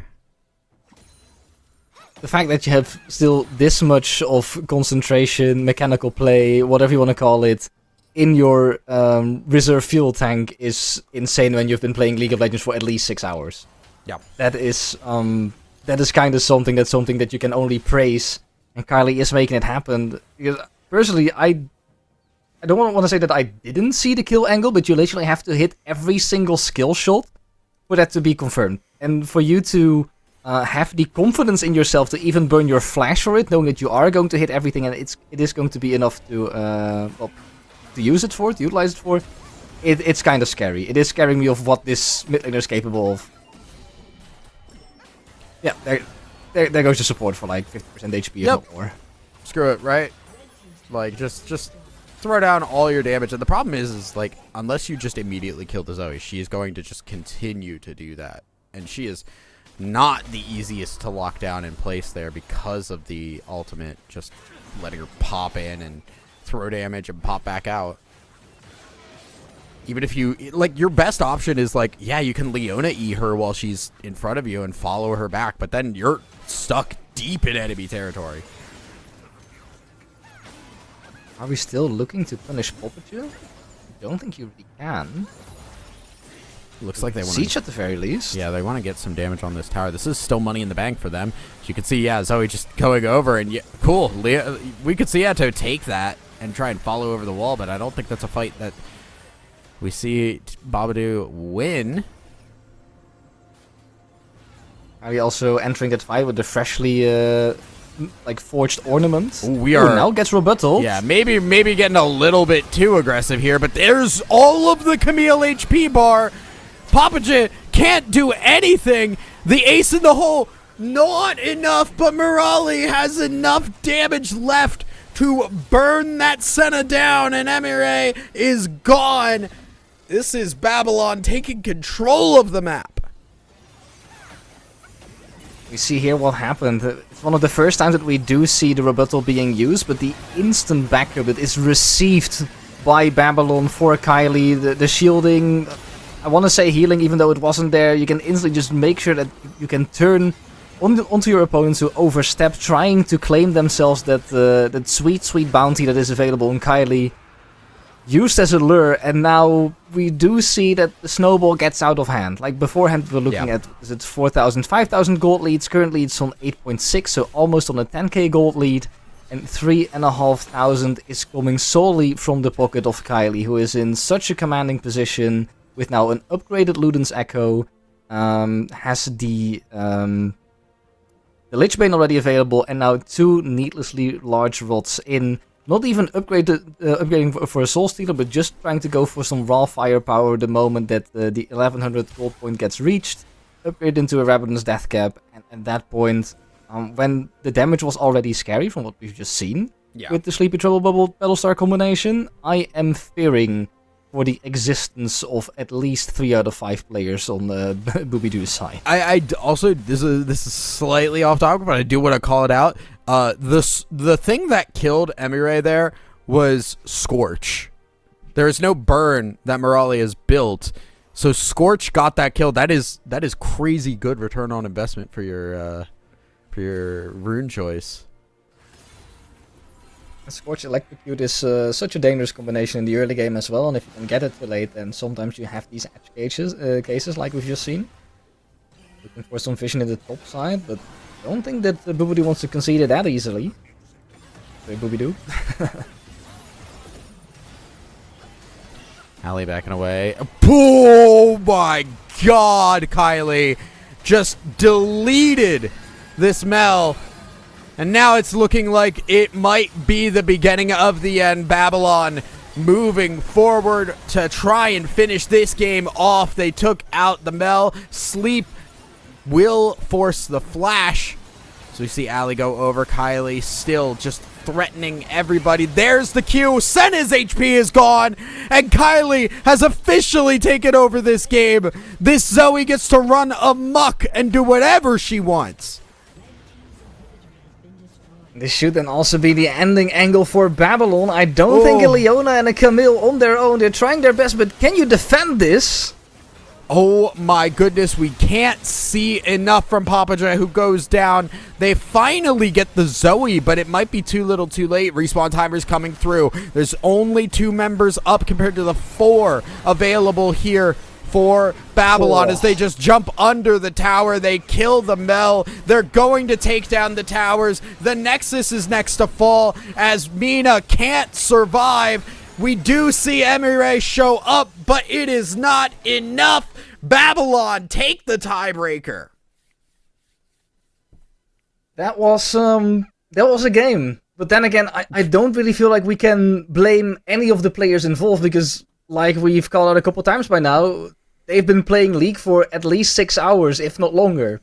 So the fact that you are going to struggle and not everything will be going according to plan. Like, we've seen misplays been made by both sides, but in the end, comfort is the one that reigns supreme, and we saw a beautiful performance of the Kayn Zoe, not necessarily in combination, but they did exactly what they were picked for, and unfortunately for BBN, this is the end of the road, since they didn't get their carries online in time when the Ornn was already too tanky to be damaged.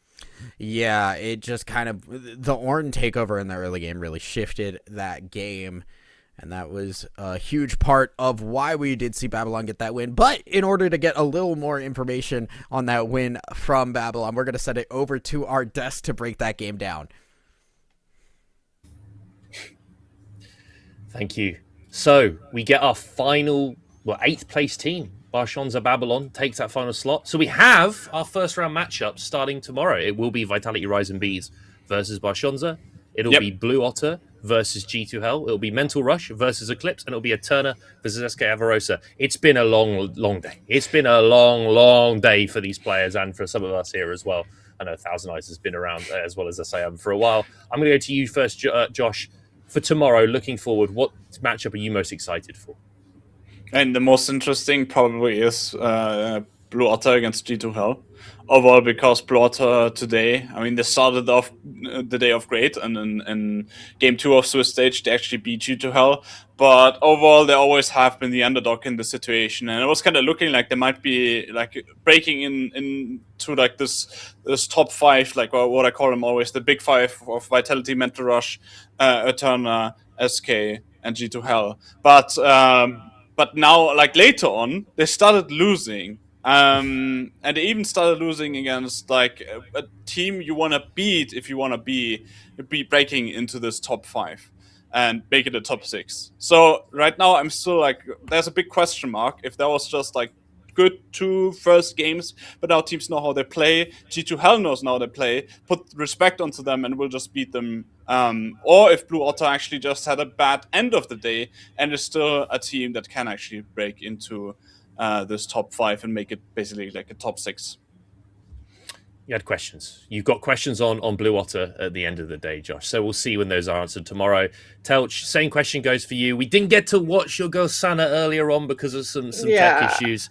Is there any matchup? Are you still looking at Blue Otter, G2H, or are there some other teams that have caught your fancy going into playoffs? I mean, I would like to watch like Eterna versus SK Avarosa game because I didn't get any chance to watch any of the teams today. So I saw Vitality Bees, they're just smashing everyone almost, and we saw their like enemy. They got the big challenge, they finished as 8th place, but tomorrow it will be hard for them. So I can't tell anything about them yet, but I would like to see Eterna versus SK Avarosa. Eterna also won the last year's lolgamechangers finalist, actually winner, I would say. So I would love to watch that game. I'm curious about it. Well, again, it's been a long day. I know, Telch, you want to get out and enjoy the sunshine while in Turkey it's still there. I'm going to say thank you on behalf of everyone here to Riot Games, to Neo, to POG TV, to the LGC admins, and more importantly, to the viewers who come and watch us every single time and support the scene in every way that they can. Thank you from my heart and everyone here. We'll see you tomorrow, 12 p.m. CEST, for the first round of playoffs. You don't want to miss it.